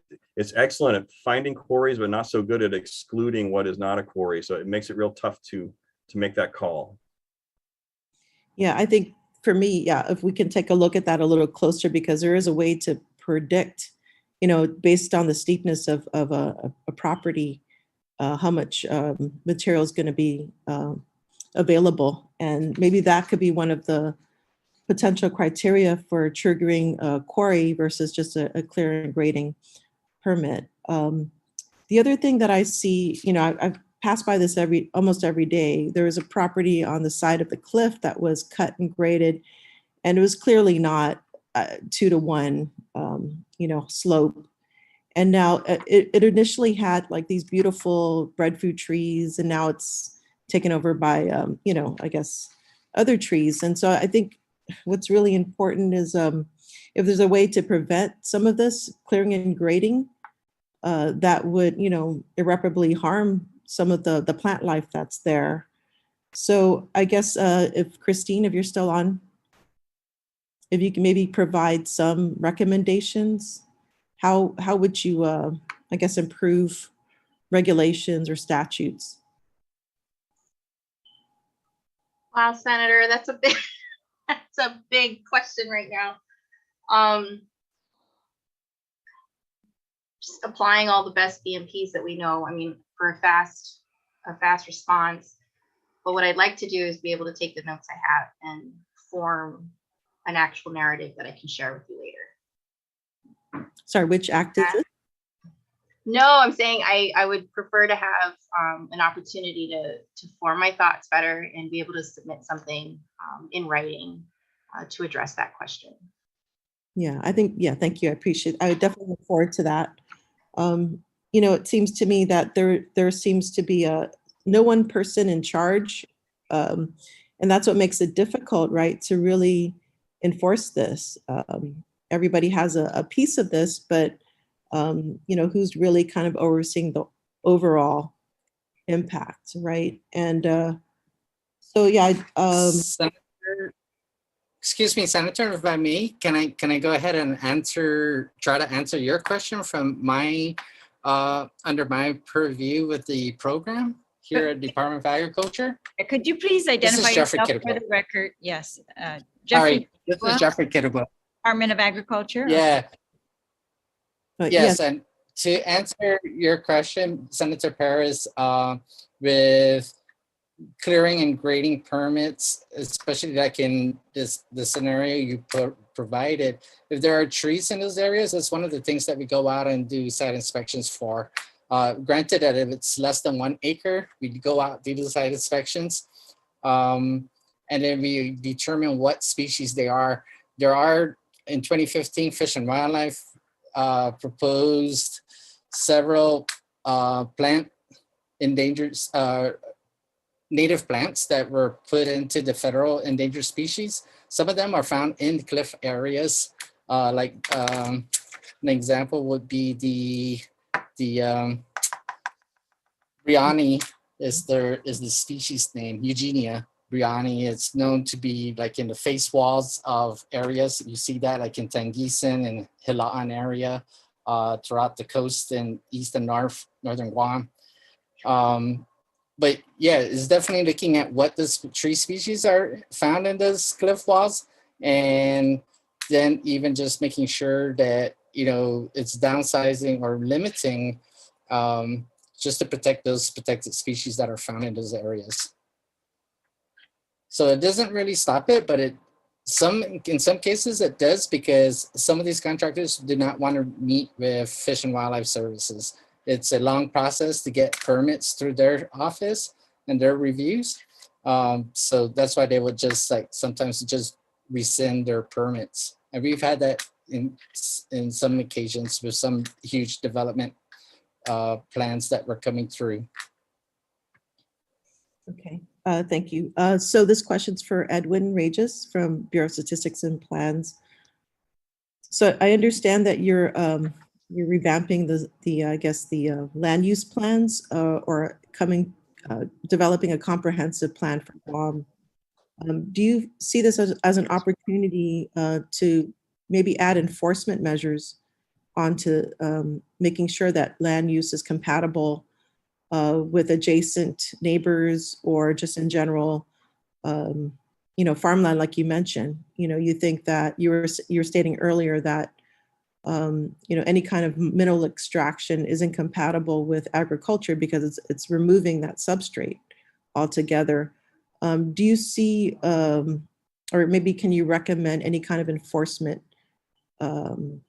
make any kind of recommendations regarding enforcement on that? Yeah, so certainly going forward with the Guam Sustainability Plan and providing that document will provide a reference point to be able to address the different development challenges of our time.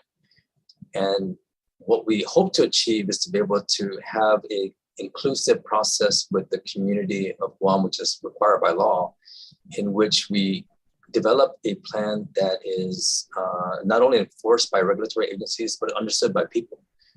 And so this would be a document that I think should live up to the Bureau's statutory authority and should live up to the requirement that this is a decision document that needs to be referenced in order for agencies to be able to make decisions. So if you look at, conflicting uses, there are entire chapters in the North and Central Land Use Plan that says why quarrying would not be a good thing for the environment. Quarrying in our mind is only allowed in the M2 zone. So anytime that there's a quarrying activity that's in any other zone other than M2, our office would object to that use. The challenge we have is getting other agencies to say, yeah, at BSP, we believe in your plan, and we think that we can base our position to object and join your objection based on that comprehensive development plan.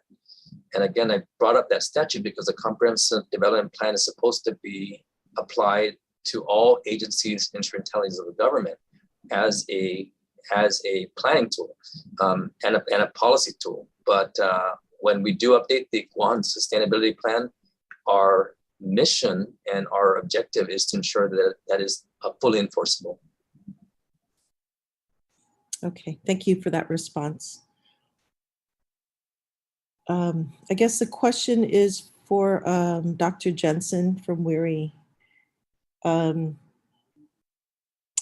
So in regards to quarrying, I guess there's just this assumption or basically this thought that if the quarrying happens in, more of the coastal areas, there would not be an impact to the aquifer.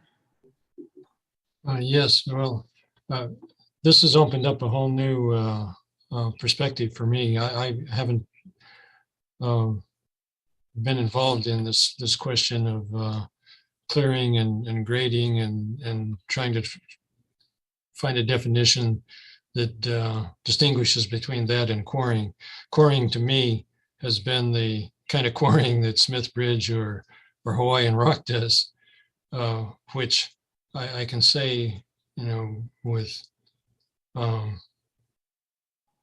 high confidence that, that kind of quarrying is going to be restricted to the coastal zone because that's where the limestone, for reasons related to the geologic history, is hard and makes for useful aggregate for engineering construction purposes. So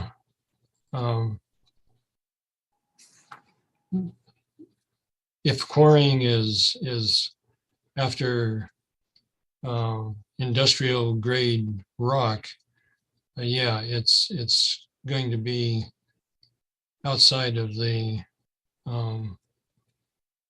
water producing zone of the aquifer.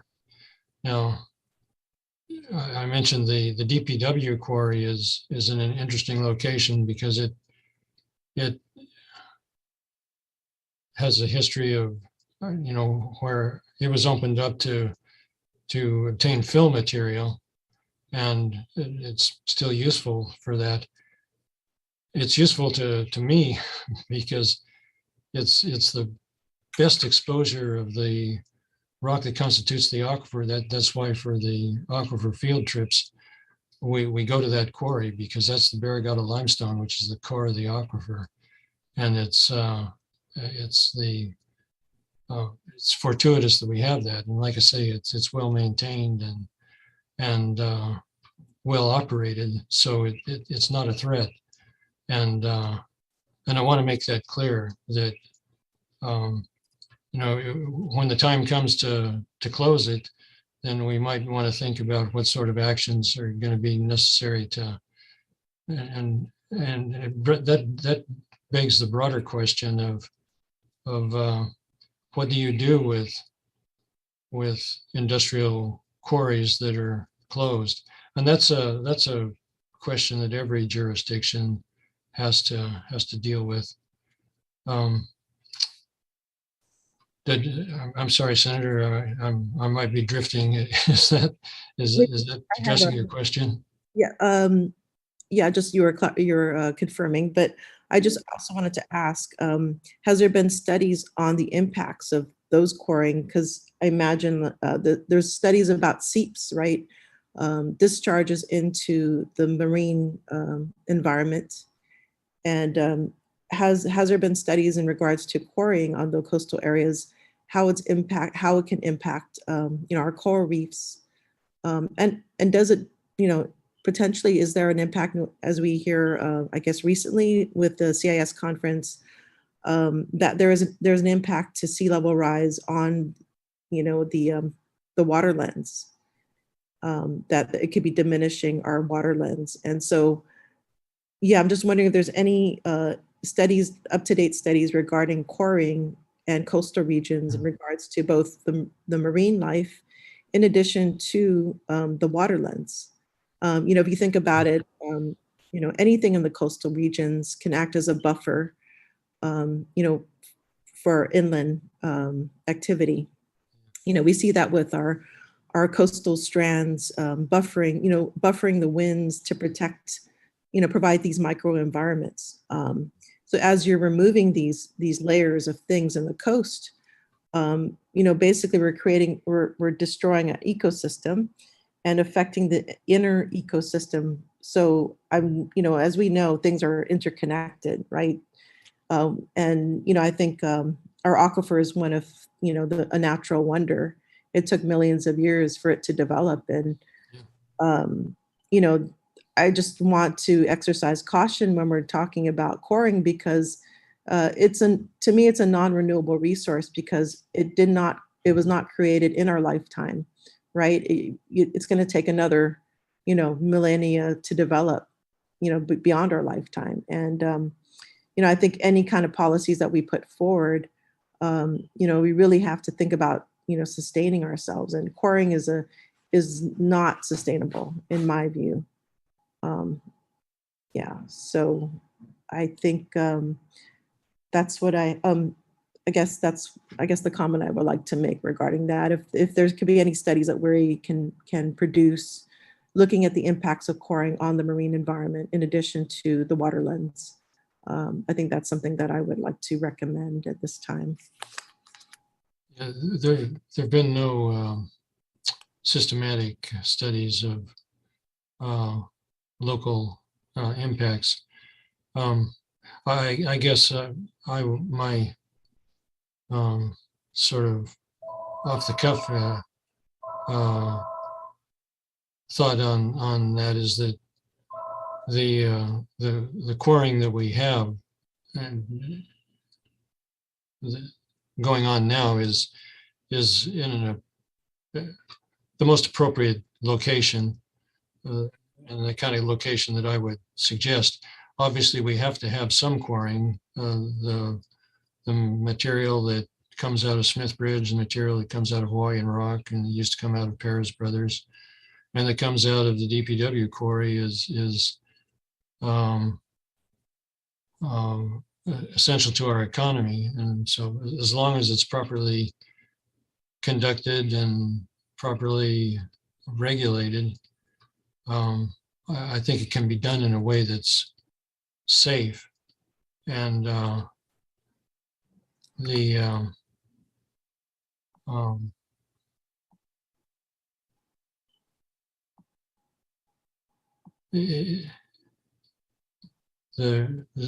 there's no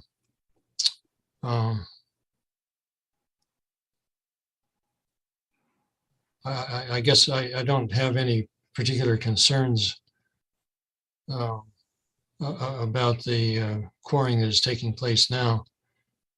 It's just a matter of of defining some of these other activities, I guess that to make sure that they're being done appropriately. Okay, well, thank you, Dr. Jensen. I know my colleagues would like to ask questions as well. So yeah, we do appreciate it. If you can provide any written testimony as well. Sure. But again, I would like to put a plug for any kind of studies on the impacts Yeah. of. Okay. Well, I'll certainly think about that, and we'll look into that. Okay, great. Thank you so much. Thank you, Madam Chair. Thank you. Thank you, Senator Perez. Senator Taitegui, you're recognized. Thank you, Madam Chair. And good afternoon already. I think it's afternoon, yes, or good evening almost. Good afternoon, everyone. Thank you so much for being here. Great information. I'd like to also commend Edwin for providing the information, but not only that, making recommendations in certain areas such as building permit, clearing and grading, Guam Land Use Commission, CLT leases, and legislative spot zoning. These are areas that I think we really need to look into and clear up and clean up, and ensure that our environment is also protected at the same time.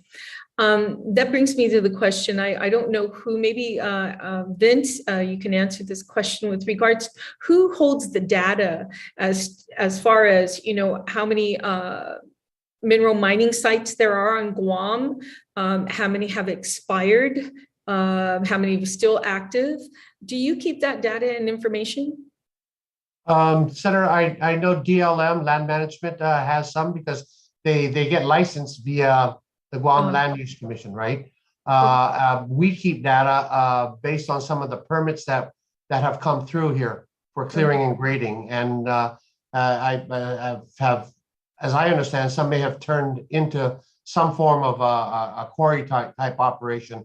And we've NOV'd those to stop their operations. So, we keep data on that. We can, as we were going through this, clearly, I think more information needs to be gathered from all the different agencies. And so we'll put something together from what we have, from the information that we have, and submit it into the committee to include that, an inventory of what we believe are quarries or mineral extraction sites throughout the island. Thank you, Vince. And thank you, Joe, too, for coordinating with DPW to provide that information. So then again, it's like the number of government-owned sites that are leased for mineral mining, and those that have been obtained by Guam Land Use Commission. How many of those sites are active but not received Guam Land Use Commission approvals? Into the private sector, how many, this data is very good information to have. I'm glad we had this public hearing so that we can get that put together. We'll give you a lay of the land, so to speak. Absolutely. Quarries. And I'm hoping that with BSP's contribution into this data information to provide a map to actually oversee where these mining sites are, it would be very helpful.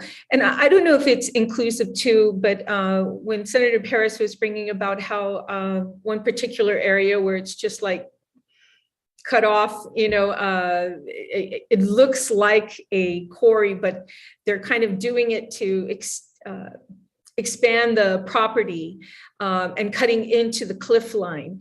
A good example is that hotel, Bayview in Tumon, coming down the hill from Horizon and going down to Tumon Bayview, that side there, it's humongous wall that's gone up, or not gone up, that been cut into. It's almost like a wall. It's kind of scary to park back there because rocks can fall down.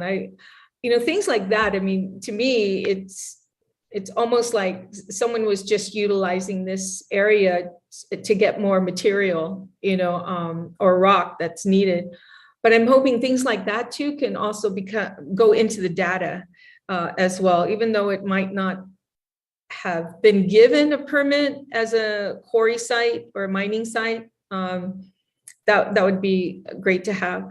Also, with DPW mentioned earlier as well, Vince, the Mining Safety Administration, is that correct? Am I saying that right?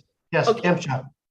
Okay, yes, so what bearing does it have with regards to OSHA's responsibility? Because as you know, OSHA has rules and regulations, and with regards to their well, it requires OSHA requirements cover Guam's public and private sector employees and employees conducting mineral mining operation. And these rules and regulations are stringent, requiring a safety inspector to be present during operation. So is it OSHA that oversees this, or does DPW send someone to oversee the operations of such? Well, for the quarry, our GovGuam quarry, actually OSHA and MSHA are kind of intertwined in the operation of that. You know, they each have their respective areas of responsibility. But primarily at the quarry, we run under MSHA. And, you know, we're required to have our employees, as I mentioned earlier, go through a specific training to operate and work within a quarry. And how does OSHA play into this?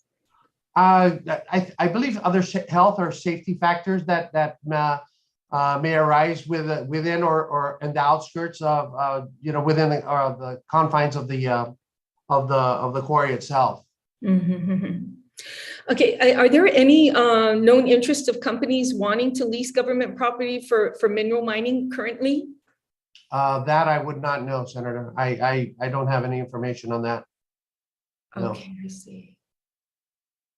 And I'm glad it was brought up regarding the selling of aggregate or the use of aggregate. That was mentioned earlier. I'm not going to go into that because we already know it's on the radar with regards to that. So the data, very interesting stuff. And it's ironic because the other day I was taking my father to Anderson and we decided to go to the back road.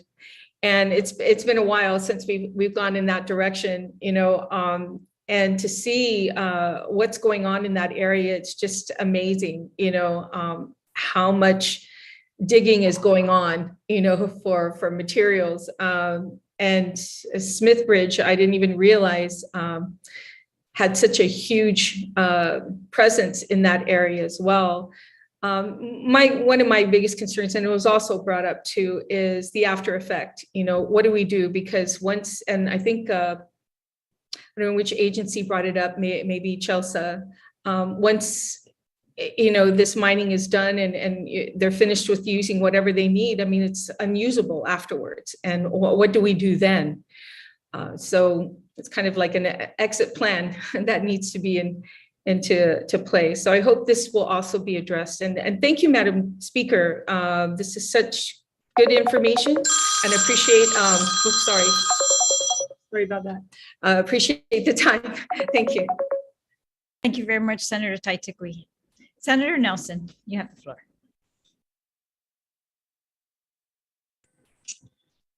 Thank you, Madam Speaker. Where to begin? I think we, just by hearing a lot of the input from the agency leads and those that are very familiar with the statute and the current laws, I think we need to create, it looks like we're heading down this path where we need to create a law addressing the definition of quarry and addressing the definition of aquifer, especially because of a lot of the things that are being built today and the most recent developments. But I do have a question for Mr. Borja. Mr. Borja from Department of Land Management. Good afternoon, sir. The question I would have is, what is the current system that Department of Land Management uses to take inventory of the properties of Guam? That's you, Mr. Joe, from Department of Land Management.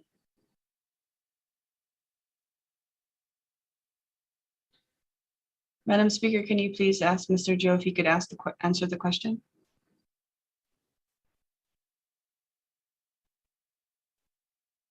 Okay.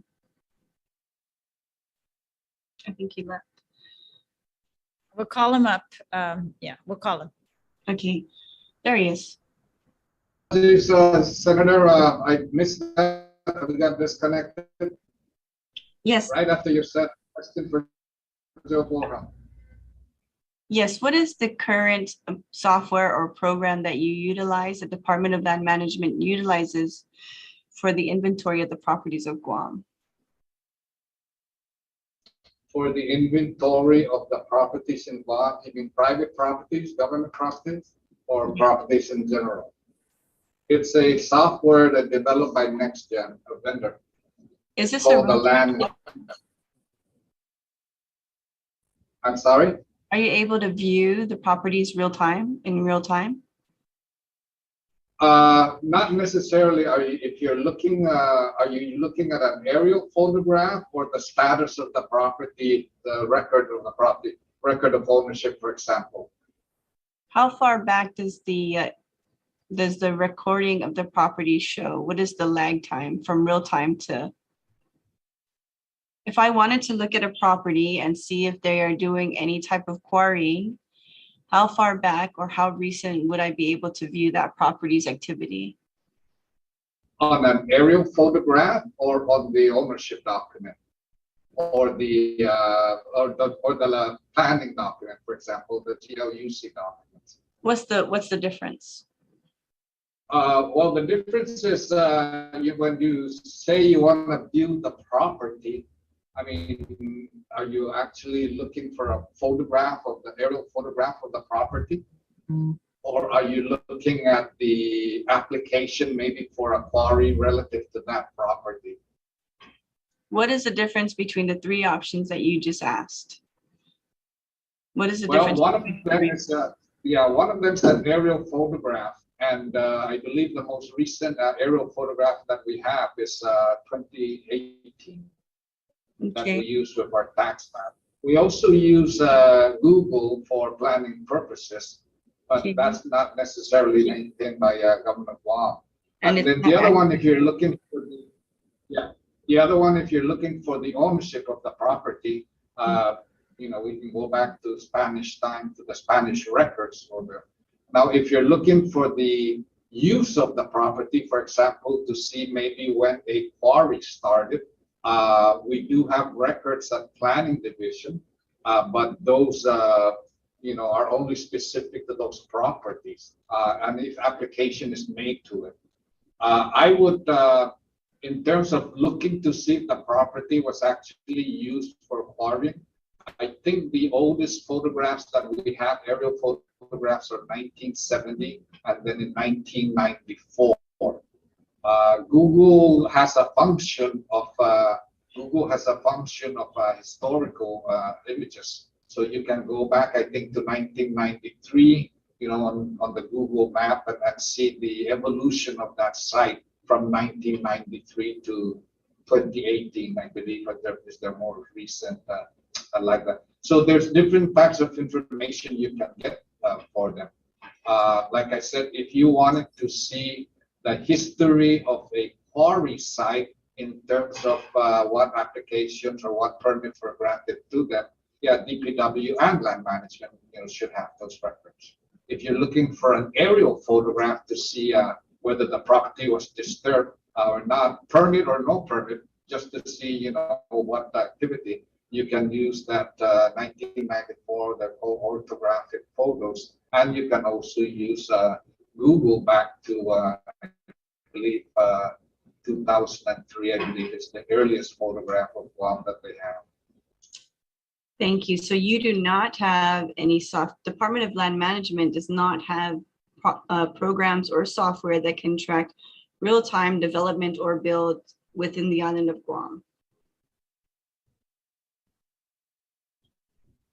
Satellite imagery. Yeah, we do with the with the permit applications, but those are like a database. They're text files. They're not photographs. Yeah, satellite imagery. We have satellite imagery. Yeah, it's not necessarily a specific software. We basically use Excel to track these applications. Okay, thank you, Mr. Burma. Not a unique Director, Director Ariola, how many underground quarries does Guam currently have operating right now? I'd estimate maybe about a dozen. Yeah. And I'll as I mentioned to Senator Terlaje earlier, we'll put an inventory together to include location. Hopefully we can get at least some size information as well, and we'll turn it into the committee. So why haven't these quarries been shut down? I know 2 have been.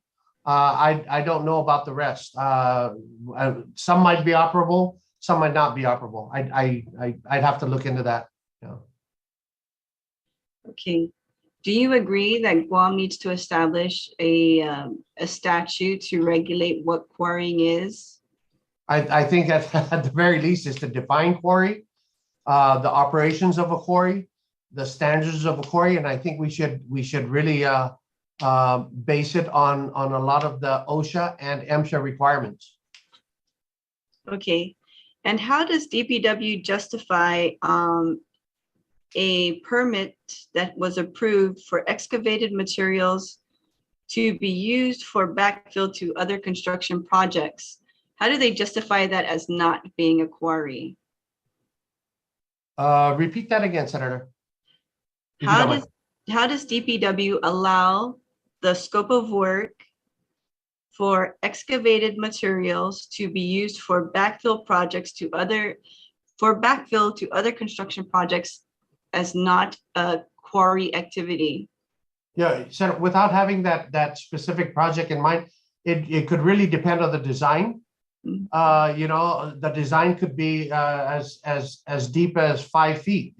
Yeah, I don't know how large the project is and what the volume is of excavated material. You know, you could excavate as low as 2 to 3 feet. You could excavate as far down as 60, 70 feet, just depending. So it would really depend on the design and what it calls for. So the estimated quantity on this specific permit is 26,000 cubic yards that to be excavated.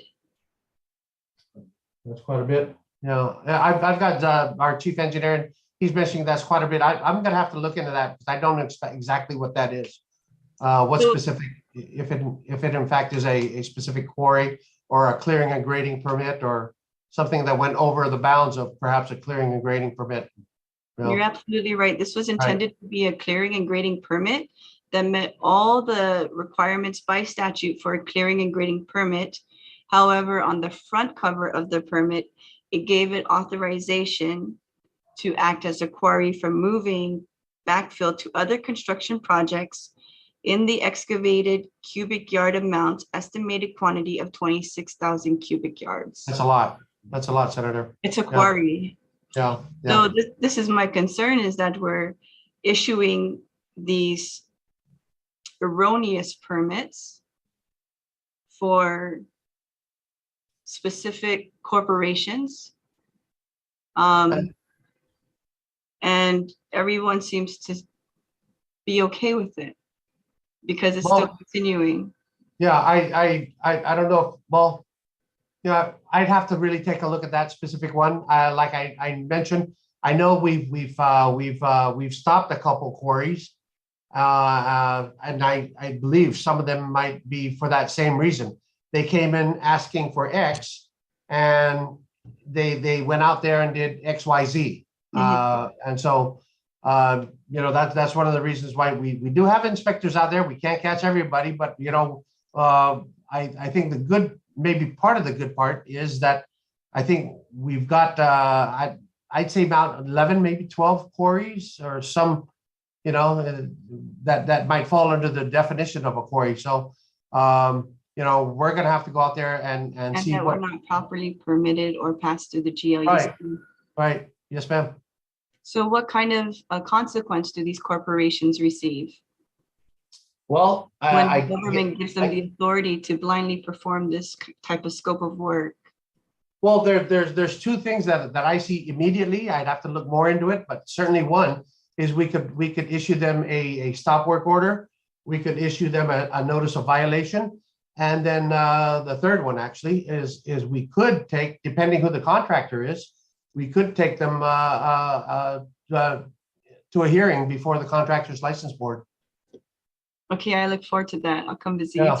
you. But I understand where you're coming from. They come in for X and they go out there and then they do the XYZ. They do much more than what was really intended on the application and or the design. I agree with you, Senator. No. Thank you very much, Director. Yeah. Madam Speaker, I just have a question for EPA if they're available.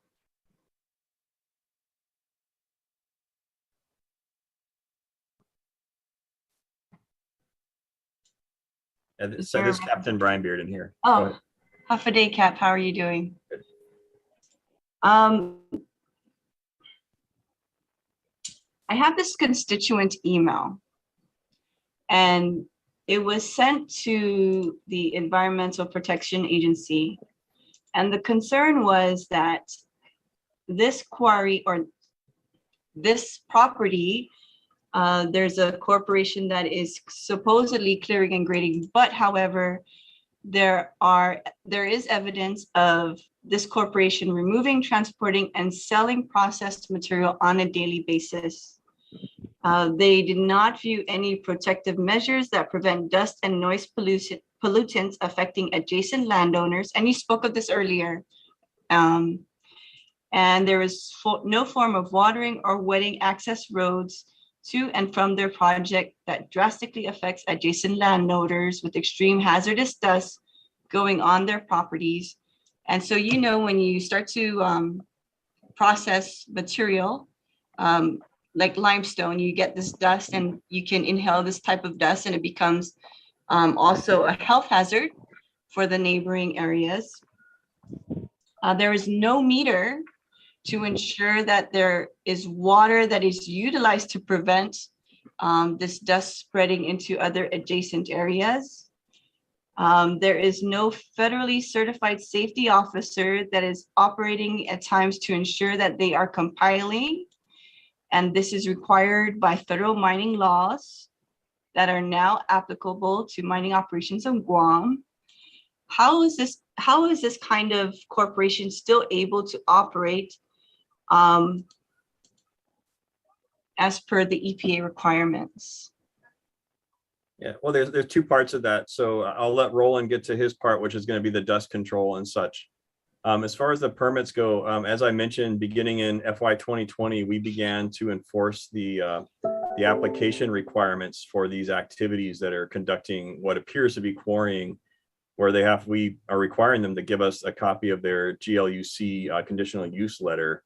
And if you don't have one? And if they don't have one, we don't issue them a renewed permit. I think one of the issues that we have right now, though, is that we don't have a really solid grip on how many of these there are out there and when their permits expire. I think I probably know the property you're talking about, and they are coming in for renewal now. And so that's going to be something that we address with them. And if they continue to operate without a permit, then they're in violation of our earth moving or our soil erosion control regulations. But how are they continuing to operate now with the, if the situation was brought up?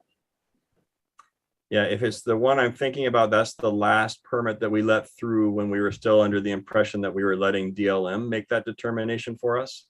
And so now they're up for renewal, and we will treat them in accordance with our new procedures. So, but like I said, we don't have the best procedures right now, which is something I'm working on to track these existing operations to make sure they have a current permit. We've had a couple of very large enforcement actions against some of these big companies for failing to renew. And, we're hoping that serves as a deterrence, but we're still trying to find other ones and go after them. With our limited resources, I'll throw that out there too. I write most of these myself, and it's tough to do that in addition to everything else. So what is the consequence or fine that EPA can issue to these corporations for performing this illegal function? Well, the last one that we did, and I just, for the sake of not trying to cause any controversy, I won't say against which company, but we charged them, I believe it was a certain amount per day. I forget what it was, but they hadn't renewed their license in well over a year. So it ended up being a very large fine. It was above the cap that we had at the time of $125,000. We settled with this company, and they paid us $5,000, and then they diverted $120,000 to the Guam Trades Academy to fund the erosion control contractor certification course that was put together by Guam EPA and NOAA many years ago. And that's now a permit condition of all the permits we're issuing, is that every contractor that gets a current permit from DPW has 6 months to get that certification. And by the end of this year, we're going to start requiring that as a permit application requirement. So we're trying to get people trained so that they know. That's what we did in that case. So in that case, it ended up being a $125,000 fine. As you guys know, the legislature lifted the cap a while back, so that fine could be much larger for any future corporation that we find doing the same thing. And how can we at the legislature help you with resources to provide support for this enforcement piece? Well, I don't know if I'm allowed to say it, but from my point of view, resources is exactly what we need. We need more people. We need more vehicles. We basically need funding. We get some federal funding. On my end, I try to get more federal funding, but that has tags, strings attached to it. We can only do certain things with that federal funding. When it comes to enforcing these local Guam laws, we really need local funding to do that. Okay. Is there a plan somewhere for, or like a force structure that you have developed or that EPA has developed to request for additional personnel? I'm sorry, could you repeat that? Is there a plan or any type of force structure that you have requested to acquire additional personnel to help with the enforcement piece? Yeah, I can't answer that. That would be at our administrator's level, and both he and our deputy administrator were unable to make it today, so I just can't answer that. Okay. I can tell you from our end, we continually request more resources to them to ask for. Okay. All right. Thank you. Thank you, Madam Speaker. I don't have any questions. I'm just a little bit concerned. Well, not a little bit. I'm very, very concerned because we're aware that there are underground quarries. It's, and this has been a common practice. And I think I really applaud your efforts in moving forward. And I hope that we can come up with some type of bill that accommodates this illegal activity and protecting our resources and protecting our aquifer as well. I mean, when my concern also is Dr. John Jensen, I don't know if I heard incorrectly, but you weren't too concerned about the quarry activities impact on the aquifer. Is that correct? Well, the big quarry activity, say at Smith Bridge or Hawaiian Rock, is on the coast where the aquifer is discharging. So it's not any threat to the production of water for GWA, for instance. So just hard rock. Yeah. I'm concerned about hard rock. So the other quarries that are in operation, there is a concern. Yeah, see, I don't know. This has been a real education for me today. I didn't know about this world that you all deal with of clearing and grading and people defining stuff as quarrying in order to do something that is different than what they're about. So,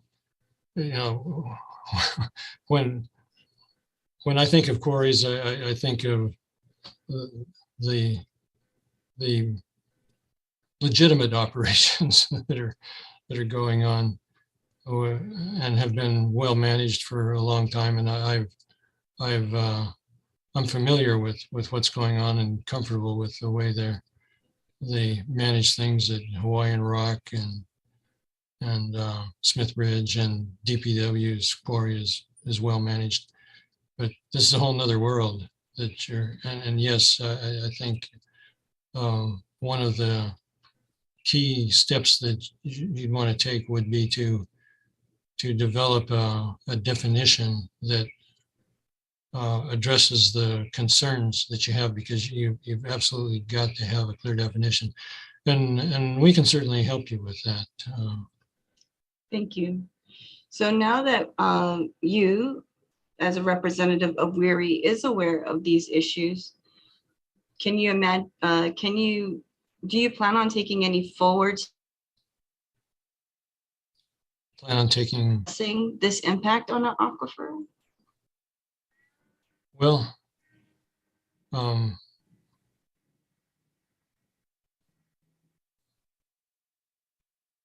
we fund,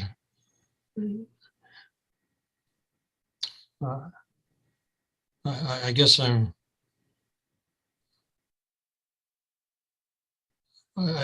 don't have any source of, I guess I need to think about exactly what the problem, I need to understand the problem better in order to know just what to address. I mean, I certainly agree that those kinds of problems are worthy of study, but since I'm just now finding out about this, I have to know a little bit more about what the problem would be. You know, we study problems one at a time as they come before us, and we have to find a principal investigator who knows something about that subject and puts together a proposal. But if this is first, we have to define exactly what the question is, and I'll just have to confess I don't know enough about the clearing and grading kind of problem to frame a research project out of it yet, but we certainly could. Will you be able to make that effort to create the hypothesis and all those things with your current staffing pattern? Well, we can put it on the list of things to study. Our problem is, I mean, yeah, we have to work with the resources we have. I have a faculty of 5 researchers and a dozen graduate students at any particular time, and we have a process for identifying projects, and we can certainly put that into the process. But I'd certainly be interested in following up with you and talking to your staff about what we might pursue.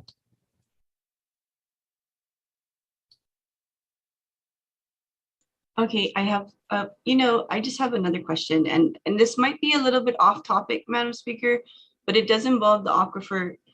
I'm pretty sure you're aware of the situation that Hawaii is facing. The Red Hill problem? Yes, very much so, yeah. Do you foresee do you foresee Guam eventually having this type of impact as we move forward in this towards the development of accommodating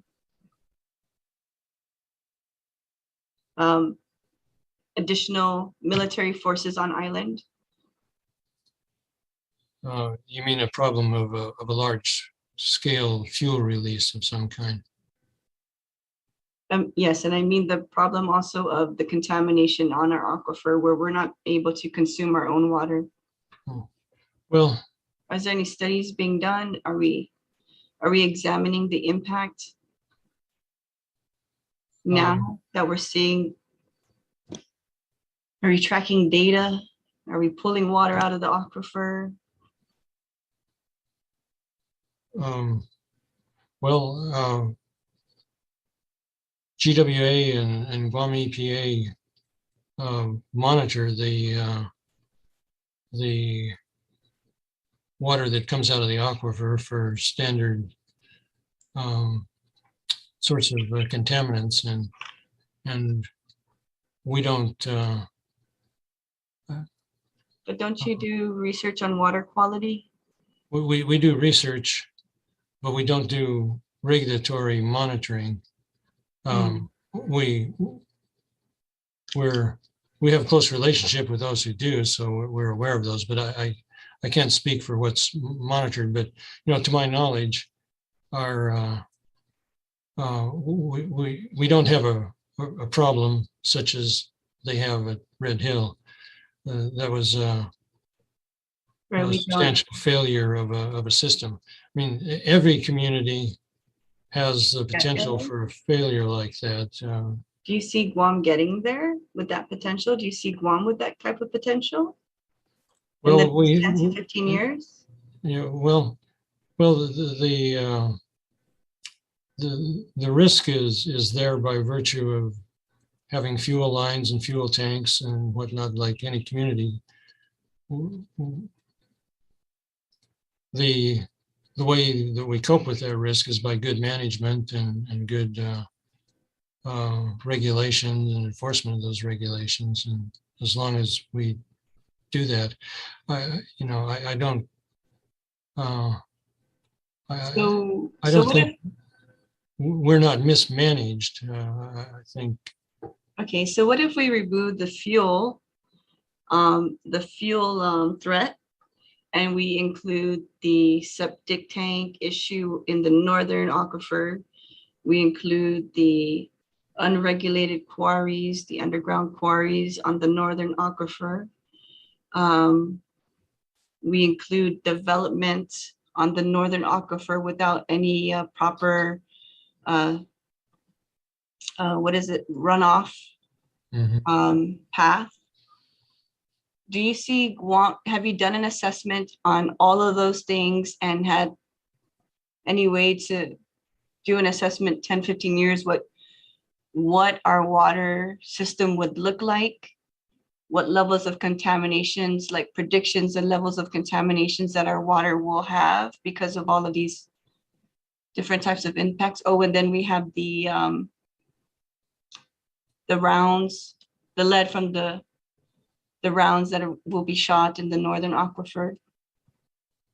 So there's all of these activities that are going to happen within the next 2 years. Have we done an assessment and that are occurring now, and then just layering on top of additional activities that could impact the aquifer? Have we done like a thorough assessment of what can impact us in the next 10 to 15 years as far as our water system, our water availability, the contamination of our water? Have we done anything like that? Senator Nelson, hi, if I may, I'm Maren McDonald, GWA Acting Chief Engineer, and I can speak to some of these activities. You're kind of coming in broken. Okay, let's see. I'll go ahead and move closer. Can you hear me better? No. There's something wrong with the mic. Okay, well, I'll try to move closer to the microphone. Does that help any? No. Do you have another mic you can use? I don't have another mic. I can try to get on my phone. Let's see. It'll take me a moment. What I can do is provide something in writing to you. We do have some studies that have been done in some activities. And we also are working with the One Guam team with the military to establish new monitoring wells in northern Guam. Dr. Jensen is part of that working group. And those wells and the drilling of those wells to monitor the aquifer are being funded by military grants as part of the build-up activity. Is this going to be in the fence or outside the fence? Some are in, I believe there are a couple that are within the fence line. I'm not very familiar exactly with the property boundaries, but we do have maps of those wells, and we are basically undertaking that to monitor impacts on the lens as we extract more and more water. I can speak to that. Okay, thank you, Dr. Jensen. Yeah, the One Guam initiative is. I'm familiar with it. I'm sorry? I'm familiar with the One Guam initiative. Yeah, okay. That includes the monitoring system expansion and rehabilitation program, which is going to install 7 additional wells on military installations, which will augment the 7 wells that we have outside the fence that are the legacy of the 1982 Northern Guam Lens study. That will give us the capability for monitoring the response of the lens to pumping and changes in natural recharge. In every one of the developed areas, the well fields, in all but one of the 6 basins of the aquifer. And pumping and overpumping and the salinity of our aquifer is by far and away the primary threat, the thing that needs to be vigilantly monitored. And it is being vigilantly monitored. And we have, as Mo was just mentioning, the putting the system in place is it's going to give us probably, you know, I'll have to say, of all the communities anywhere, we've probably got the best system for monitoring the effects of pumping on the aquifer of any jurisdiction, any community I know of anywhere. When I mentioned this to the other directors in the other 54 states and territories at the directors meetings, they're amazed at the level of cooperation we have with GWA and now with the military to monitor the aquifer. So we have a good system, and it's well managed. Okay, so will we be able to get data on what is found? Those data are findings from these initiatives that you're implementing? Sure. Okay. Yeah. All right. So these wells that are being installed in the military facilities, is it just specifically to monitor the aquifer, or is it also to provide additional water within the base itself? No, it's strictly to monitor the aquifer. These are wells that go all the way through the lens down into the saltwater, Yes. and so we can see how the lens thickens and thins over time, and we have a record now of going back to 1982 for some of those wells, and now we're yeah, I'd be happy to show you some of the findings that have come out of that. It's really really interesting. I look forward to it. Okay, thank you, Dr. Jensen. Sure. And thank you, Ms. McDonald. Yes, we do look forward to seeing the impacts that you've projected, that you spoke of earlier on the current activities and future activities on the aquifer. If it wouldn't be too much to ask, if you could send it to the speaker's office, so that Okay, certainly. Thank you so much. Sure. Thank you. I have to apologize. I have to leave the meeting. My daughter is waiting for me to pick her up, but I'll be happy to provide any other information that you'd like to have. And the speaker's office does have my email address and contact information. Thank you. Thank you so much. Okay, thank you. Have a good day. Thank you, Madam Speaker. I appreciate the time. I don't have any questions. Thank you, Senator Nelson, for the very good questions. I think you really hit it on the nail. So yeah, as the demand for the aggregate goes up at this stage of the military buildup, where the construction phase is very right in the middle of the construction phase, so too does the value of that aggregate go up. And I believe the pressure on our agencies to approve the permitting of the removal of this aggregate.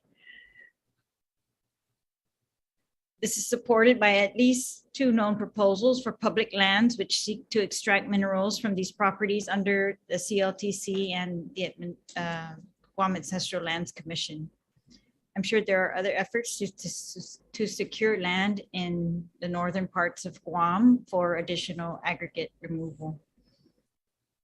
There's still some unsettled business with the current lease of the Guam Raceway Federation, who also is conducting mineral extraction despite the prohibition of that on Chamorro Trust properties. The Guam Natural Resources Board, consisting of the Guam Land Use Commission, has jurisdiction over the proposals for the use, lease, or purchase of government land for the purpose of commercial mining or removing therefrom any minerals, rocks, or sand for processing. It appears from this law that the Guam Natural Resources Board has the authority to adopt rules that will regulate mining on public lands and engage the people through public notice and public hearings on these projects. But as we've heard from the agencies, and I am so very grateful to each of you for sticking it out with us and for doing a lot of work in preparation of this hearing to give us the concrete recommendations that you have. You know, it's clear that the threshold between what is considered grading and what's considered quarrying needs to be more adequately defined, and in order to be more adequately enforced. And the enforcement gaps, of course, need to be closed. I think the definition of quarries, limiting the exemptions of the grading limits, as Captain Brian discussed, and the other recommendations from the Department of Public Works, and the other agencies, I'm going to take all of them into consideration. Yes. Director Borja, you have your hand up. Yes, I'm sorry to interrupt. You can go ahead. If I just want to say a couple of points, maybe before you adjourn the informational briefing, or like I can do now, but I really apologize for interrupting you, Speaker. Okay, please proceed. I have only 6 points, you know, and I think maybe your staff might be really good to take this concerning the aquifer. I'll start actually with the most serious thing, in that you know, quarrying, mining, extraction, and all that, really in the law is kind of like almost two separate commissions or boards that are looking at it. One, of course, is the Natural Resources Board, which was established in about 1998, 1999. But even up to 2008, the land management had not created the you know, the rules and regulations for that board. And in 2015, there was a request made of the legislature to what is the status of the Natural Resources Board, because I believe Speaker Forbes at one time had introduced a bill that I believe may have become public law, that those boards and commissions that hadn't met in 2 years are, you know, wiped off. And the Natural Resources Board is only for government land.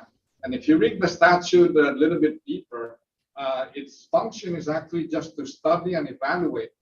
But it says may recommend to the governor, meaning to say, I think that maybe the governor has some input into approving these applications to lease, sell, or buy these lands on it.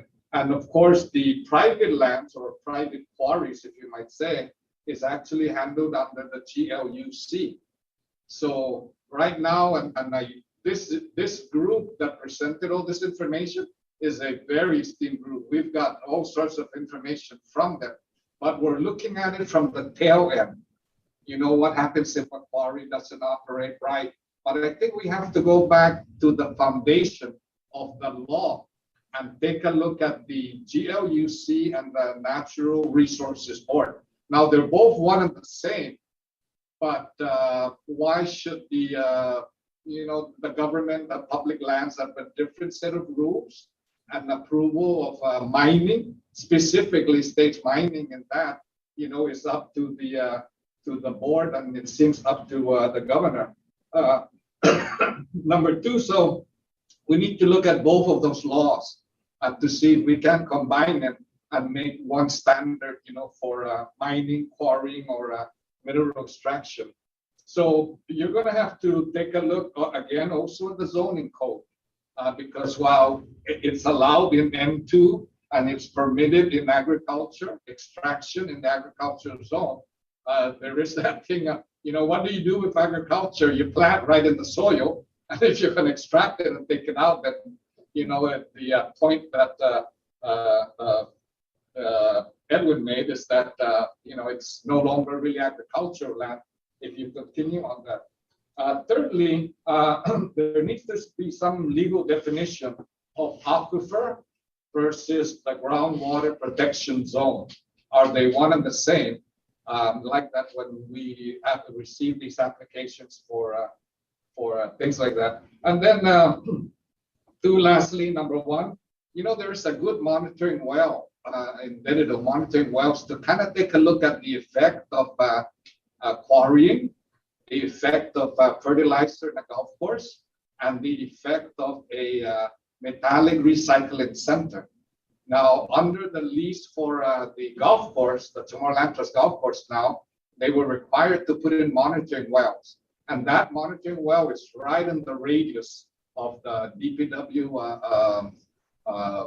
quarry, the metallic recycling over there near the Tulu Road, and of course the golf course. It might be interesting just to review the data. And second to the last is GWA can actually generate a map that shows people in a certain area that have only a water bill. So what's the significance of that? If the bill from GWA is only a water bill, obviously they don't have sewer service. They may have a septic tank, but it's still over the aquifer. And it might be interesting to plot that out and see how many people are over the aquifer without a sewer bill, meaning they're not connected to public sewer, they're operating under a septic tank. And then lastly, it'd be interesting to see this closure issue, closure of quarries. Take a look at these most famous quarries. The one right behind GWA and GPA in Manila, known as the Padian Quarry. When that was made available to Guam, we promptly filled it up with abandoned vehicles. Like Dr. Jensen said, there's a hole in the ground, you throw something in it. In this case, the Padian Quarry was an abandoned vehicle. Also, take a look at the closure issue on the quarry next to Guam Greyhound. Several years ago, it's a hole. People start dumping trash. There was an underground fire there maybe a decade ago. What happened to the closure of that one? And then, of course, we have another one in Tamuni, almost right smack dab in the Tumon district, which is right behind LBJ Elementary School. Really deep quarry in there. And so we have these. And then the next one is right next to Revenue and Tax in Barrigada. There was a quarry there at one time, and I think it got filled up with tires.